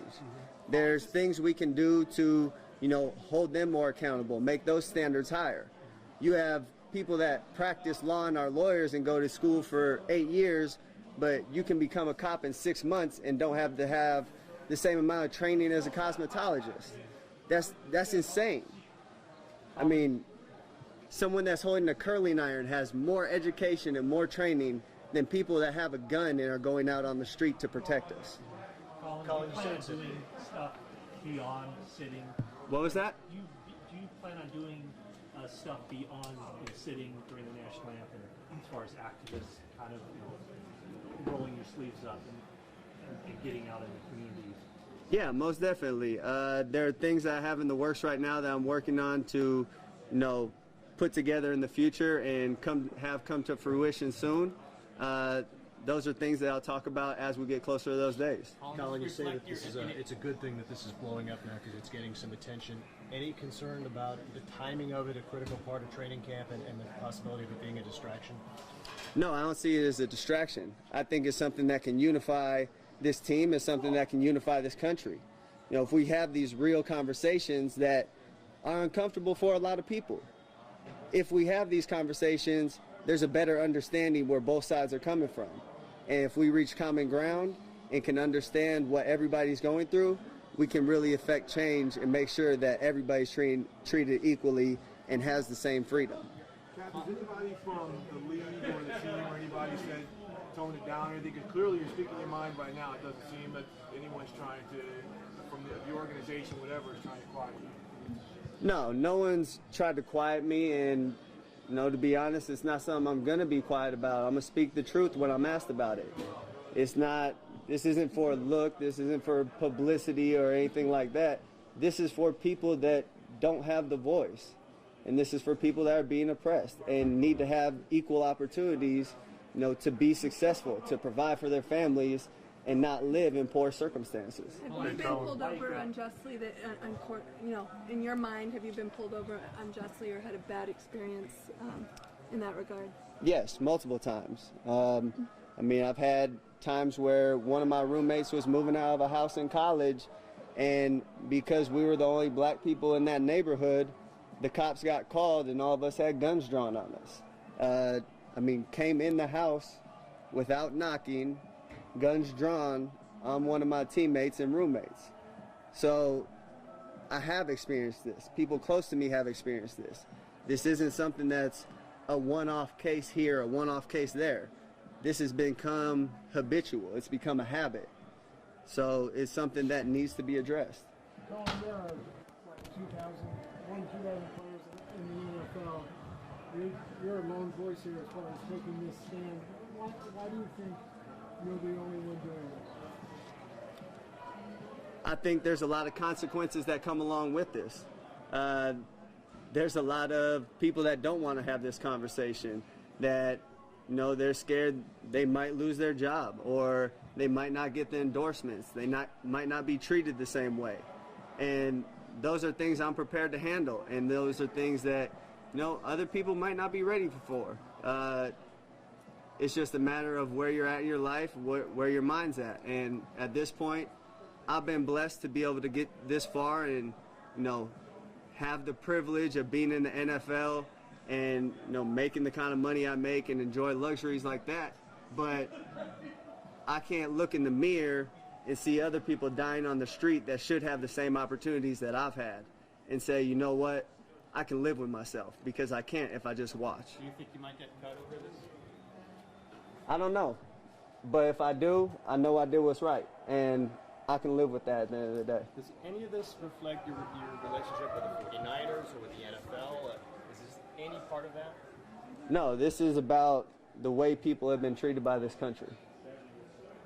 When you addressed the team today, Colin, how long did you talk, and what was kind of the tone of it? It seemed like you were able to convert one person into your line of thinking that was a little skeptical.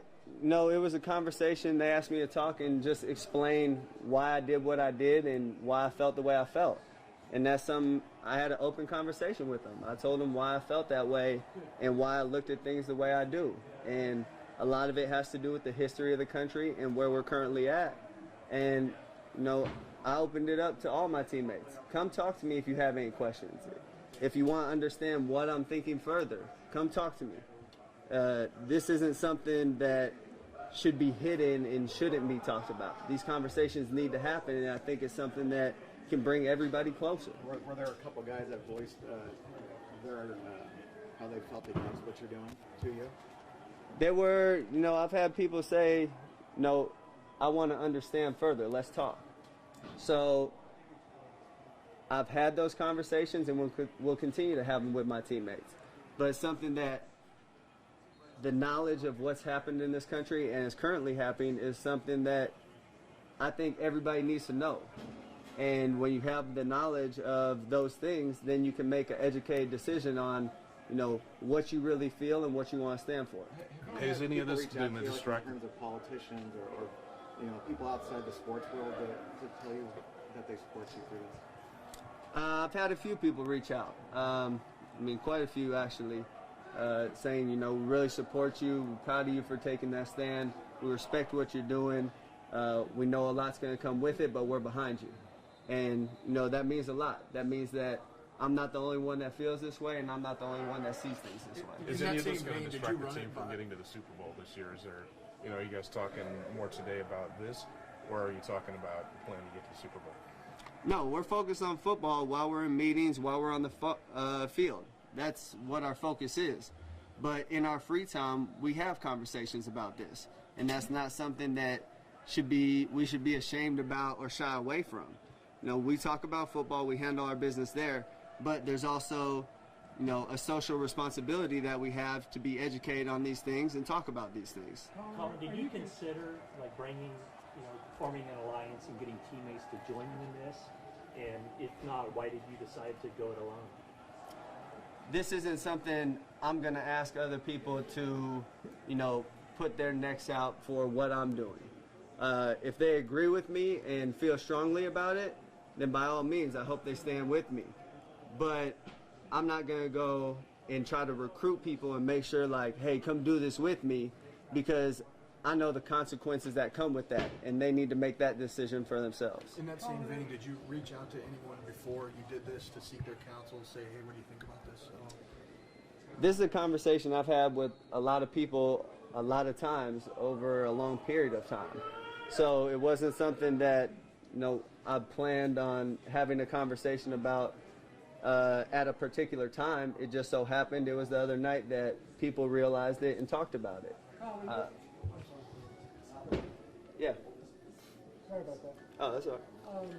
Clearly, why in this you want to bring a voice to other people, you want to raise consciousness about certain issues. Are you concerned, so much of the talk this 24 hours has been about you and not necessarily the issues? Are you concerned that could happen? I do think that, the talk has been more about me, more about, I know a lot of people's initial reactions thought it was bashing the military, which it wasn't. That wasn't my intention at all. I think now that we have those things cleared up, we can get to the root of what I was saying and really address those issues. Since you've done this, other players who feel the same way but maybe not ready to step forward publicly? What was your question? Other players who who are kind of feel the same way that you do, but are afraid to really step forward publicly, like you have? Yeah, I know there's other players that feel the same way. I've had players reach out to me. You know, once again, it's not something I'm going to ask them to put their necks out. I know the consequences that come along with my decision, and if they feel strongly about it and want to stand with me, then I hope they do. If it's something they're not ready for, you know, that's what the conversations are for, and they can make that decision, you know, when they're ready or if they're ready. Do you feel you'll be safe? Do you feel you'll be safe in some of the road cities that you go to, and will you take some precautions? I mean, that's a legitimate thought. Not really too concerned about that. No, at the end of the day, if something happens, that's only proving my point. Yeah, that's... Dr. Edwards has some experience with public stances such as this. You were talking to him before practice. Is he someone you've consulted with at any point on the right when you decided to do this? I mean, once again, it wasn't something I consulted anybody on. It was a conversation I had when someone asked me about it. Dr. Edwards is a good friend. He's someone I talk to a lot and run a lot of things by and have a lot of conversations with. And we have a lot of similar views. Colin, the fact that this is an election year, does this have anything to do with the timing? I mean, once again, it wasn't a timing thing. It wasn't something that was planned. But I think the two presidential candidates that we currently have also represent the issue that we have in this country right now. You want to expound on that? I mean, you have Hillary, who's called black teens or black kids super predators. You have Donald Trump, who's openly racist. I mean, we have a presidential candidate who's deleted emails and done things illegally and is a presidential candidate. That doesn't make sense to me, because if that was any other person, you'd be in prison. So what is this country really standing for? Well, it is a country that's elected a black man president twice, Colin. I mean, can you see people say why the outrage in a country that has elected a black president, has done many things, sacrificed a lot of things for freedom? It has elected a black president, but there are also a lot of things that haven't changed. There are a lot of issues that still haven't been addressed. And, you know, that's something over an 8-year term. There's a lot of those things that are hard to change. And there's a lot of those things that he doesn't necessarily have complete control over. If you would say that, what would it be a success for you on this? I mean, just in the short term. No, that's a tough question, because there's a lot of things that need to change, a lot of different issues that need to be addressed. You know, that's something that it's really hard to lock down one specific thing that needs to change currently. Okay, last thing, Colin. My wife's a cosmetologist, and she has very extensive training.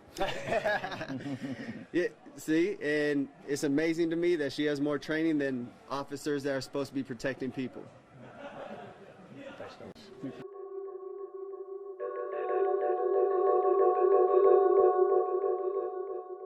And where is that band who so vauntingly swore that the havoc of war and the battle's confusion, a home and a country, should leave us no more? Their blood has washed out their foul footsteps, pollution.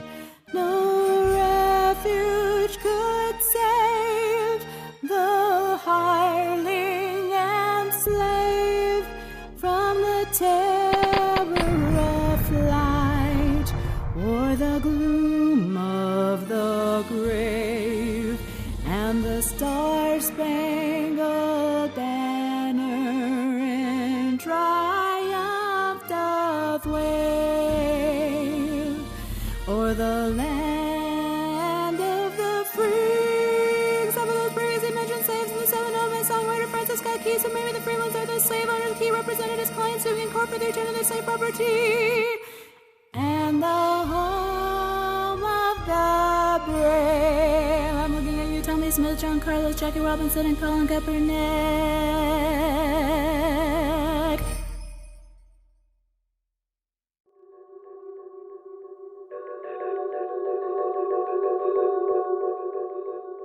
No, I'm not surprised, but I'm terribly disappointed. Because, and I've said this before, is that a side that wants to paint the narrative that Colin Kaepernick is wrong, when you get, Skip, Jim Brown is just not some guy on the street that they stuck a microphone in front of him and said this.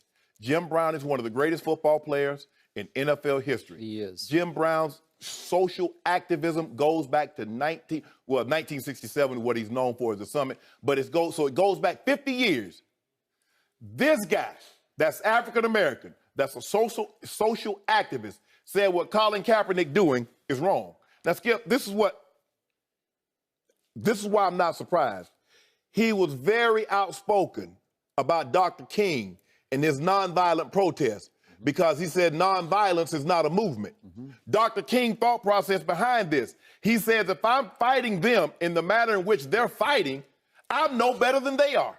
If I go to the streets with sticks and bats and I'm burning down and wrecking shop, what makes me better than the people that I'm fighting against?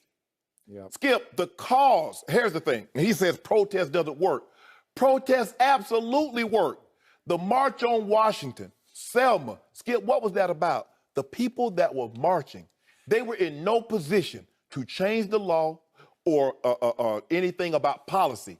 It was to put pressure on the people that were in place that could change the law and change policy. They were fighting for civil rights, voting rights, fair housing rights, employment. So it did work. Frederick Douglass says, power concedes nothing without demand. Skip, do you think blacks would have progressed as far as they had if everybody just sat back and said, you know what, hey, everything's good, we all good? Skip, if what Jim Brown is saying is true, if what Colin Kaepernick is doing in 2017 is wrong, what he did in 1967 was wrong. Because what did he do, Skip? He led a protest. Muhammad Ali, as a conscious objector, said, because of my Muslim faith, this war is unholy, it's unjust, and I refuse to go. He did. Not only was he standing against the flag, because, hey, you remember the flag and the Veterans Day, it waves in the wind. Skip, not only did he it started an anti-war movement, and eventually it led to us getting out of the Vietnam War. Skip, I am so disappointed in Jim Brown because let me tell you what he said in 2016. 1 year ago, August, he's within his rights. He's telling the truth as he sees it. I'm with Colin 100%. What happened between August 2016 and August 2017, Skip? Now, we saw this young man, he marched up and he was in D.C. for something in January. Yo, you remember that was? Remember he went to the White House? So let me ask you a question, Skip. Maybe you can help me out. Did they just raise the flag in 2017? Or was that flag up in 2016? So I see, see, Jim had a problem with the way Dr. King approached it because he said, Dr. King was saying, you know, give me a handout, poor black, poor black. No, Dr. King said, all I want America to do is what she said she would do on paper. That Constitution. Skip, we know now once we're born equal. From that day moving forward, unless you're of that race, you're not treated equal. So Dr. King says, okay, do what you say you was gonna do on paper. Treat me equal. Give me equal opportunity. Skip. And what happens is that people will look at Jim, who's been very socially active, and how he denounces what Colin Kaepernick did, but they won't mention what Kareem Abdul-Jabbar said. They won't mention what Hank Aaron said. Kareem Abdul-Jabbar is equally as important figure in American social history as Jim Brown is. Definitely. But here's the thing. So is Hank Aaron. And again, and see, this is what makes it so concerning. Jim Brown still hadn't mentioned the cause, what led to the gesture. He's still talking about the gesture. He will not mention the cause. Oh, well, what's his cause? What's his cause? Skip, people don't know this. And he talks about you got to have a team, and he keeps using the word intelligent, like Colin Kaepernick is unintelligent, like he doesn't know what he's doing. Skip, they were trying to have the march and organize the March to Washington since 1941. That march on Washington, Dr. King gets all the credit. That march was led by Asa Philip Randolph. The guy that organized it was Bayard Rustin. Dr. King gave the speech. So it was a team effort, Skip. You don't ask Tom Brady to make tackles and sack the quarterback, do you? He's a quarterback. There's a team. Just see, it's got to be done Jim's way. And Jim doesn't like this because Jim wasn't asked to be a part of this. And that kind of rubbed him the wrong way. But I'm going to leave it at that. But Jim, I'm so disappointed in you, but I'm not surprised at you.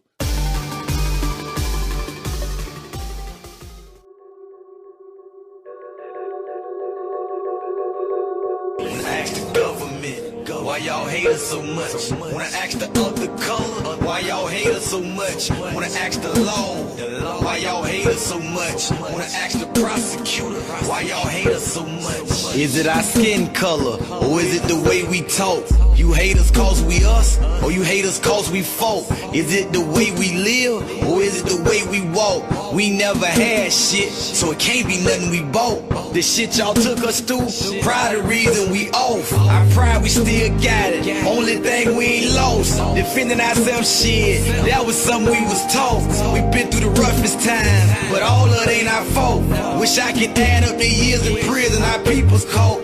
The government, the stripped us, we ain't really have a choice. Your peoples go to college, my peoples go to coke. Your people was born with money, my people was born broke.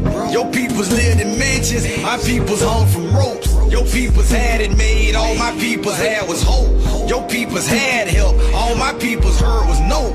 My peoples thought about it, your peoples cut our throats. The respect we had for one another, shit wasn't even close. We had to entertain, that was our only open door. If we wanted to make it, we had to rap, sing, or try sports. We couldn't afford a full ride, shit, my people poor.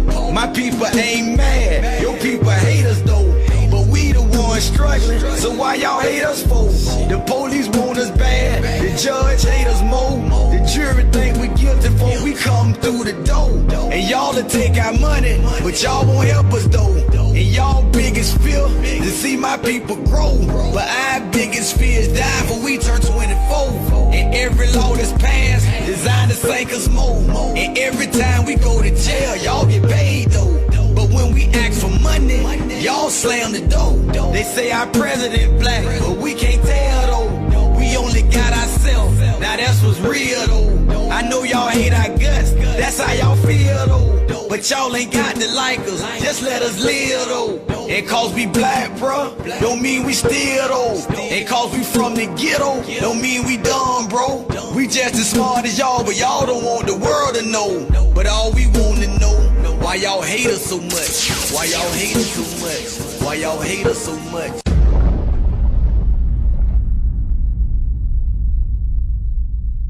Black people in Houston, if you have a boat, please go save as many black people as you can, because the rescuers are not rescuing them. They're passing up certain black people in black neighborhoods, and they're gonna let them drown. They open the levees on them, and they're passing up certain black people in neighborhoods and purposely not rescuing them. So if you have a boat, go rescue as many black people as you can, because y'all know the government does not care about black people. They're just gonna let them drown, and we can't have another Hurricane Katrina situation. So if you have a boat, go and save as many black people as you can. I just watched a video from my comrade, and she was talking about how there's boats in the neighborhood, but they're passing them up. They call them the rescuers, and the rescuers are hanging up on them and telling them to call Jesus to come save them and stuff like that. So black people, this is the time where we have to care about each other, because the government does not care about black people. We can't sit here and let this be another Katrina where there's a whole bunch of black people floating in the water. So please go save as many black people as you can, because they're gonna let them drown. No, excuse me, y'all. The rescuers are not rescuing them. And I'm wondering, where's these $1 million pastors with these mega churches? Why haven't y'all written no boats to go save these people?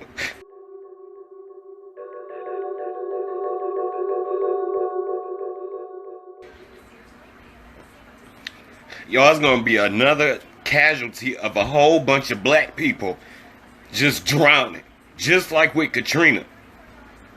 So if you in Houston or anywhere in the surrounding area, just please listen to these live videos of these people, because they can't really reach anybody, and listen for them to get an address and go save them, because the government gonna let them all drown.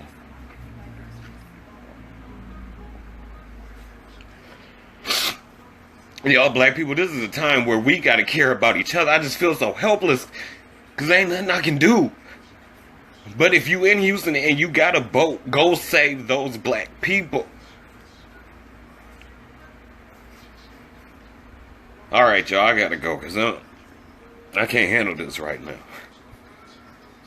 But please go help those black people, because the government is not helping them.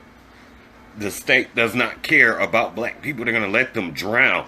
So please go save as many of them as you can, so it won't be hundreds of black bodies floating in the water. Alright, y'all, I got to get out of here.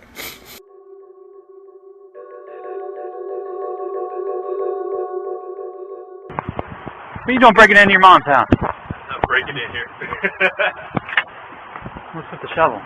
The shovel was here before. I just picked it up off the yard when I got here, sir. Yeah, they said you tried opening the garage door with it. No, I didn't. This is what I did. This is what I did. This is what I did. I tried to make sure the dog wasn't in the garage. That's all I tried to do. That's all I tried to do. All right. That's it. Nothing more. But you can understand what it looks like. Yes, sir. Yes, sir. Yes, sir. I've been living here for 10 years, sir. Where's your key, bro? Huh? I don't have a key. That's why I'm waiting on my mom. She's coming from Raleigh. So, do you actually live here? I mean, still? I mean, I'm in and out. Yeah, but she told me to wait here for her till she get off the highway, because she was going to give me some money. I just wanted to make sure the dog wasn't in the garage. That's all. That's it. Nothing more, nothing less. I know who lives there. I know who lives there. I know who lives there. And I'm fine. Like, I'm good.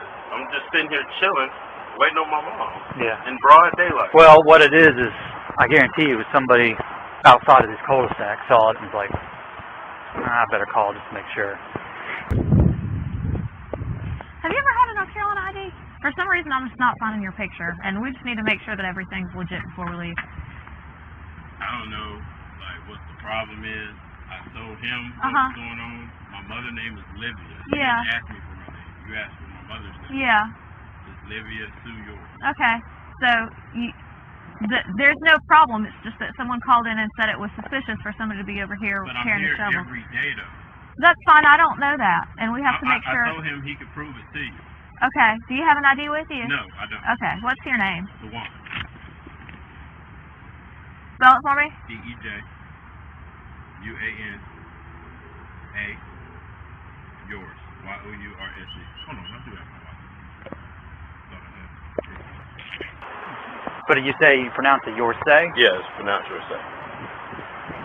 Why don't you just say your say then, instead of yours? I mean, because I wouldn't spell it like that if I heard yours. People been saying this my whole life.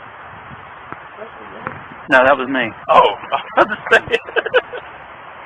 But come on, we can go at you. What? No, sit down. Hey man, why are you doing I just this, said man? sit down. But why are you talking to me like that, bro? I live here, bro. It's the address is on my wallet. Look. I mean, on my ID.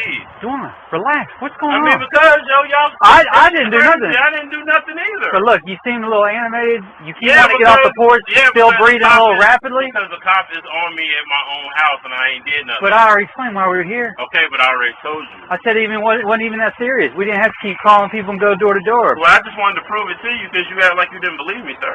I believe. Look, you have your ID. You told me your name. It matches up, right? Hold on a second. So, look, look. Are you gonna have papers or something? Is that what we're doing? No, I ain't got no papers that I know of. Come on, man. I mean, I'm not scared to go to jail, bro. I know you're not. Okay, I'm just trying to prove to you I live here. And so you start looking at me like I'm lying. No! Hey, yo, come to my fucking mom's house. The police is over here. They harassing me. Okay. Off the phone. Hey, man, you can't grab my phone like that, man. Hey, man, get off me, man. Put your hands. Hey, man, get off me, man. I'm asking what? Get up. Put your hands man, on. what are you doing? Man, what are you doing? This is my phone. I can't be on my phone. What are you doing? Why are you going to be on picture? You going to touch me? I'm behind you, man. You can't do that. No, I can't. What are you doing? I'm in here. Man, you're punching me. Get your hands on the ground. Man, you're punching me, dude. Get on the ground. Hey, man. I'm going to hit you again. Why? Put your hands on me. You do not touch me. Hit my back. You punched me in my back. Behind your back, yes you are. You were resisting the whole time. But you didn't have to punch me behind. Yes, I did. No, you did not. We are not. This is not. Bro, why you still elbowing me, bro? I'm not gonna take this. I'm not resisting. I'm not resisting. I am not resisting. Got him. I am not resisting. You were resisting the whole time. No, I wasn't. You were resisting the whole time. Bro? I told you. Bro, I told you multiple times. Look, I'm still in cuffs and you're still being the. You're not in cuffs. I am. And yes, you assault me. I know I did not. Ma'am. You don't let us do this to me. Put your hands behind your back. I'm trying to get off me. 94. No, we ain't gonna tussle anymore. I'm not trying to tussle. I was sitting down. I was sitting down the whole time, dude. Ron, you are so full of shit. Man, I was sitting down the whole time. You can say this all day long, but that's not what you were doing. Bro, did I stand up on you? I didn't post up on you. I didn't swear up on you. I'm gonna have to put them in two. That's fine. Okay. I mean, I'm not going nowhere, dude. Oh, you're not going anywhere. I'm not trying to give you a problem. You gave me a problem since 3133 on the phone. Bro, I'm gonna figure out why. What you mean, figure out? Bro, ain't nothing wrong with me. I ain't killed nobody. Why you doing this to me? No, you can't use the phone and call people and say, get up here. Why not? Go to my mom's house. Why not? Other people Tell me here. why. That's an officer safety issue. Oh, okay. I didn't know that. I didn't know I couldn't use my phone. I didn't know. I will let y'all do whatever you have to do, dude. I don't have no weapons on me, man. You gonna do that now? Is that what you're saying? Why is you still talking? I'm trying to cooperate, man. To fight you. Man, you didn't have to fight me. You fought me because you wanted to. You fought me because you wanted to, and you punched me in my fucking eye, man. Oh, 3133. No, but you can't do that when I'm not resisting you. You were resisting. No, I wasn't, and you better love for him. And out on Missywood Court, remember your signal to be in the car. Walk on your own. Get my phone. Walk on your own. Get my Get phone. after. Why is all this shit necessary? You tell me, man. Because you bitch. I didn't tell routine, so you know, Missywood. Alright, about 650. Fucking walk to the car. Stop it. What is you doing? You can't do this to me. Alright. You sit right here. Do not fucking move. Don't say another damn word. This is not working out, apparently.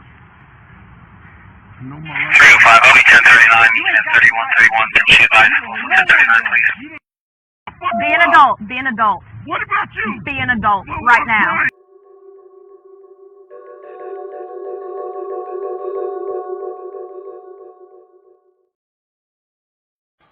Don't you put your hand back there. That's my lighter, man. Turn around. Get on your knees.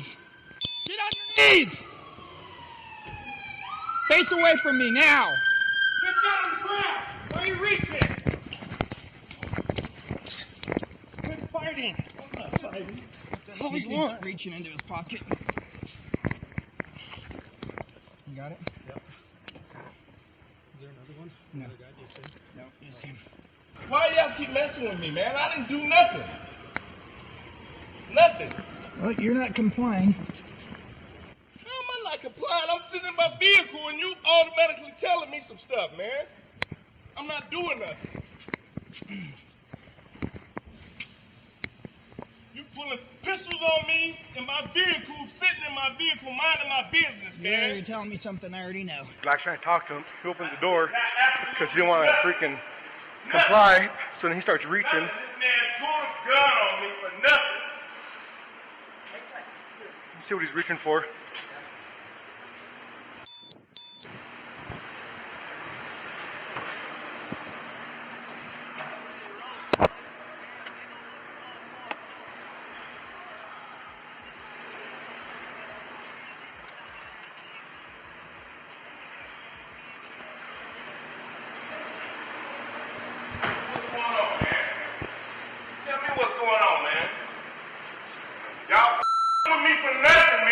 So we pull in here, his vehicle is registered out of Aurora. We start contacting him and say, hey, what's up? Rolls out in his window. I rolled down my window. He goes, that's all. I asked everything for them to say nothing. They said nothing to me. He goes, that's all I'm rolling it down for. So Black opens the door and they start struggling because he starts reaching for something. So I hear Black saying he's reaching for something. The guy slams the door. Black runs back to the car to pin him in, holding at gunpoint. And he's still about to reach for something, so yelling, get your hands up. They're up. So Black comes around, tries to contact him, and he starts.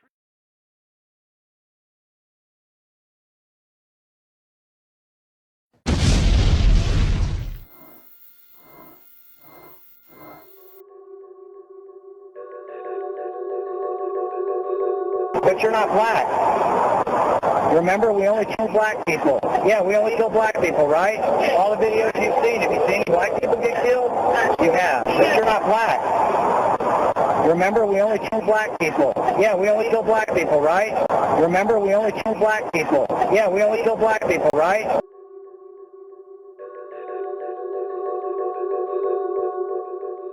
Listen to an officer's words when a woman says she was afraid to move her hands. Remember, we only kill black people. Yeah, we only kill black people, right?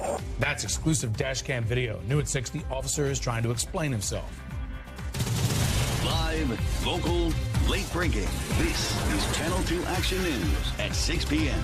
Coverage you can count on.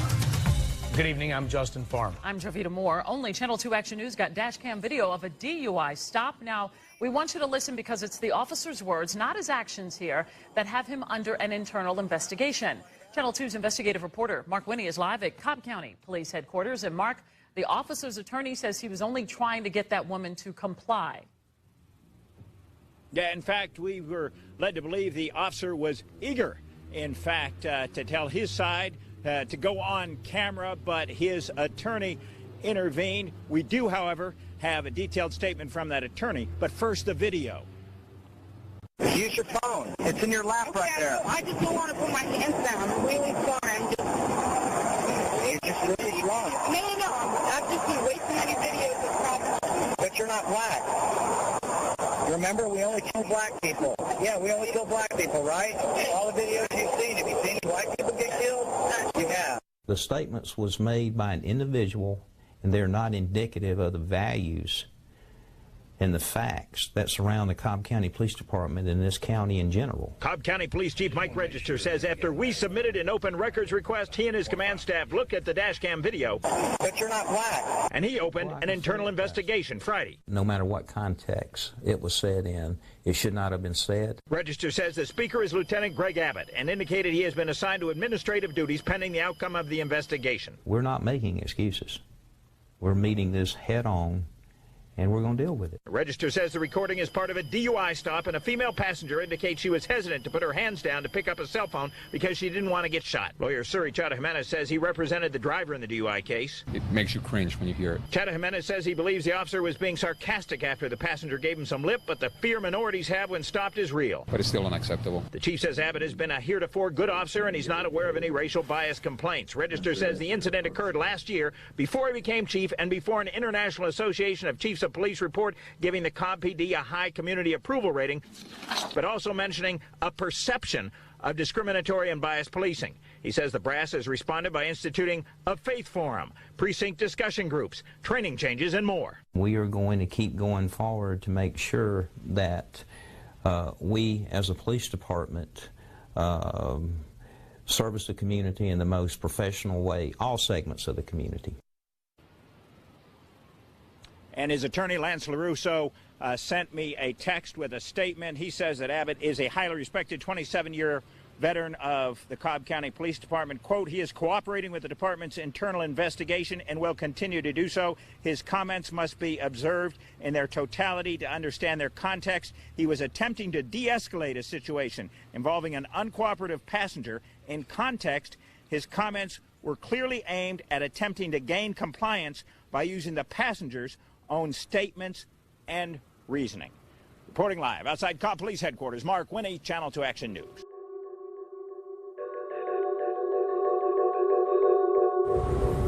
So, by now many of you have seen or at least heard about the cop that told the white woman down in Georgia that they only kill black people in an effort to calm her down during a routine DUI stop. Dashcam footage shows this. Now, what we have to understand is this footage is from July 2016. It's been under investigation since. I've seen stories talking about he got fired or he's going to be fired.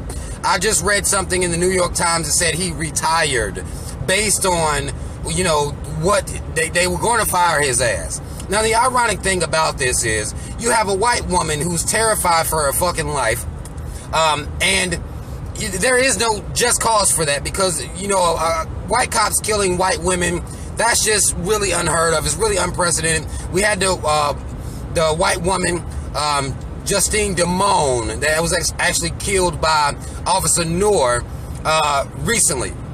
That did happen, but that's very, very uncommon. So clearly she was drunk because she had created a false reality where white women are being killed by the police, and that's just not a reality. And the fact of the matter is that he was able to, you know, calm her down by saying, well, you know, we only kill black people. That was it. She was like, oh, okay, yeah, I guess you got a point about that, because all the videos I see is y'all killing the fuck out of black people. And what's even crazier about this is that he was would be chopping block to be fired for even making a statement like that when you have cops that are full-blown killing black people on camera, killing them full-blown, and they're getting off, no fire, no anything. But you fire, he's, you know, he retired, but they was talking about firing him when all he did was really tell a truth. A lot of white folk are showing themselves based on this case. I mean, we already see the type of people that white people are out here. But of course you have white people talking about, oh, he was just using sarcasm. And I'm an objective person. I can tell that he was being sarcastic or trying to be sarcastic. But fact of the matter is that his sarcasm is the reality for black people out here. But cops are killing the fuck out of black people for anything. Just like she was scared to reach for her phone or whatever she was reaching for there. That's the type of shit that black people are murdered for. So even if he's being sarcastic in what he's saying, even if that's the case, he deserved to be fired, and many other cops deserve to be fired for the misconduct practices that they have constantly, but they won't be. Again, you can have a cop murdering a black person on film, and that's fine, he'll get off. But you go to fire someone who said, well, you know, we only shoot and kill black people. He's the one that's going to be fired. We have to look at this shit and understand, again, this is from July 2016. This is not a recent thing that happened like this year. A lot of people thought it was a this year thing. It's been under investigation. He decided to step down and retire because he knew what the fuck was coming. So he can get his retirement benefits and shit regardless. So again, I'm not, you know, he should be fired or he should, you know, what happened to him should have happened to him. But there are many, many other cops out here that deserve to be not only fired, but imprisoned for murder. So we have to look at, in this country, what cops are really holding near and dear is their image as to what the cops leak out and say as they have their fraternal order and their codes of conduct. You do not say as a cop that you run around shooting black people. That's too much like truth. You fuck around in this country telling the truth will get you more time and more punishment than murder, rape, and a number of other crimes. So understand that America is really against the truth, even if it's told in a sarcastic manner.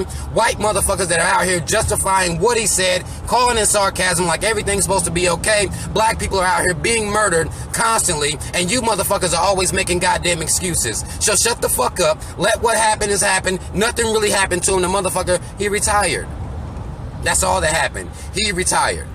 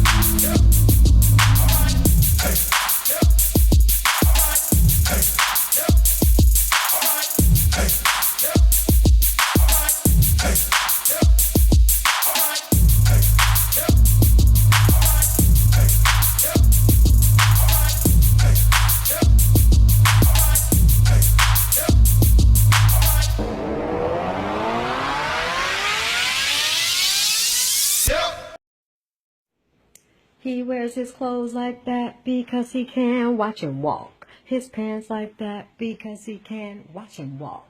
Watch him walk. Watch him walk. I love the outfit. So how did you do that outfit, sir? Please tell the camera how you made that. I put this one here. Uh-huh.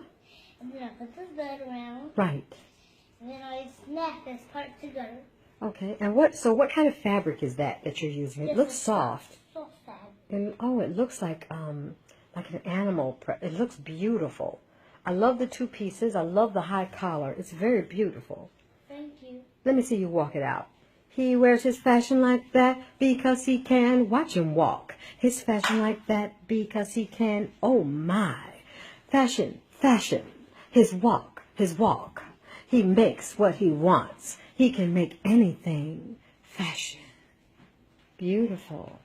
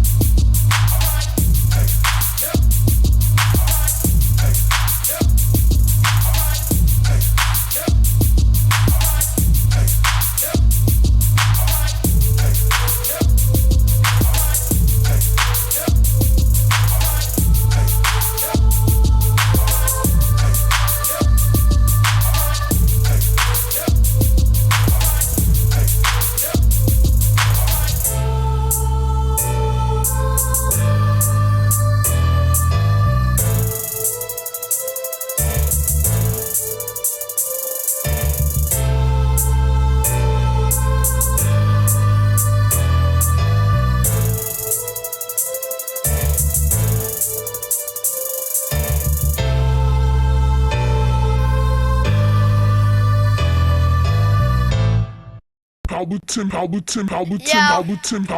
learned a lot about the content in this culture. So I can put it down like this.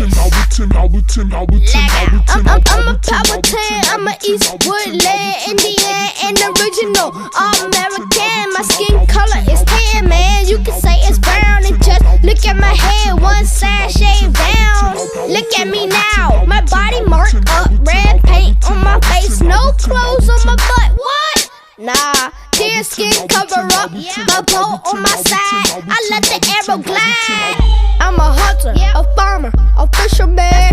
Everything that I need, I get from the land. I make my own clothes, my own weapons too. When you see the moccasins, then I'm stepping through. I'm a Powhatan, I'm a Powhatan, I'm a Powhatan, I'm a Powhatan. I'm a Powhatan, I'm a Eastwood Land Indian and original American. I'm ruling everything. That's right. Call me the big chief. Yeah. Powhatan,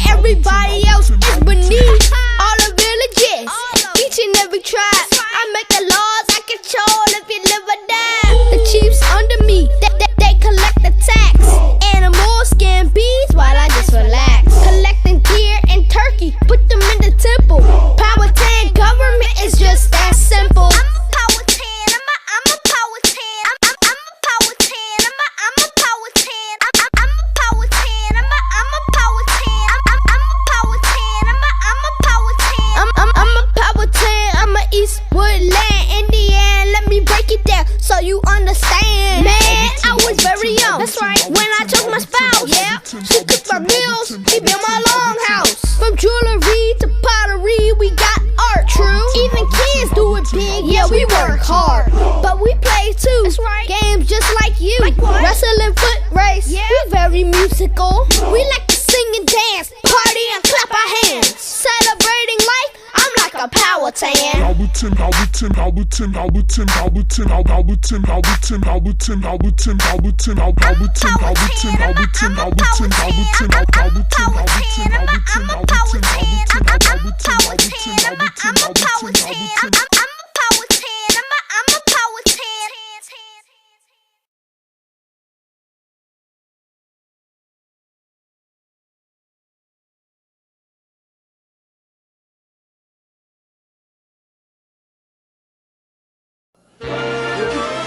Wake up!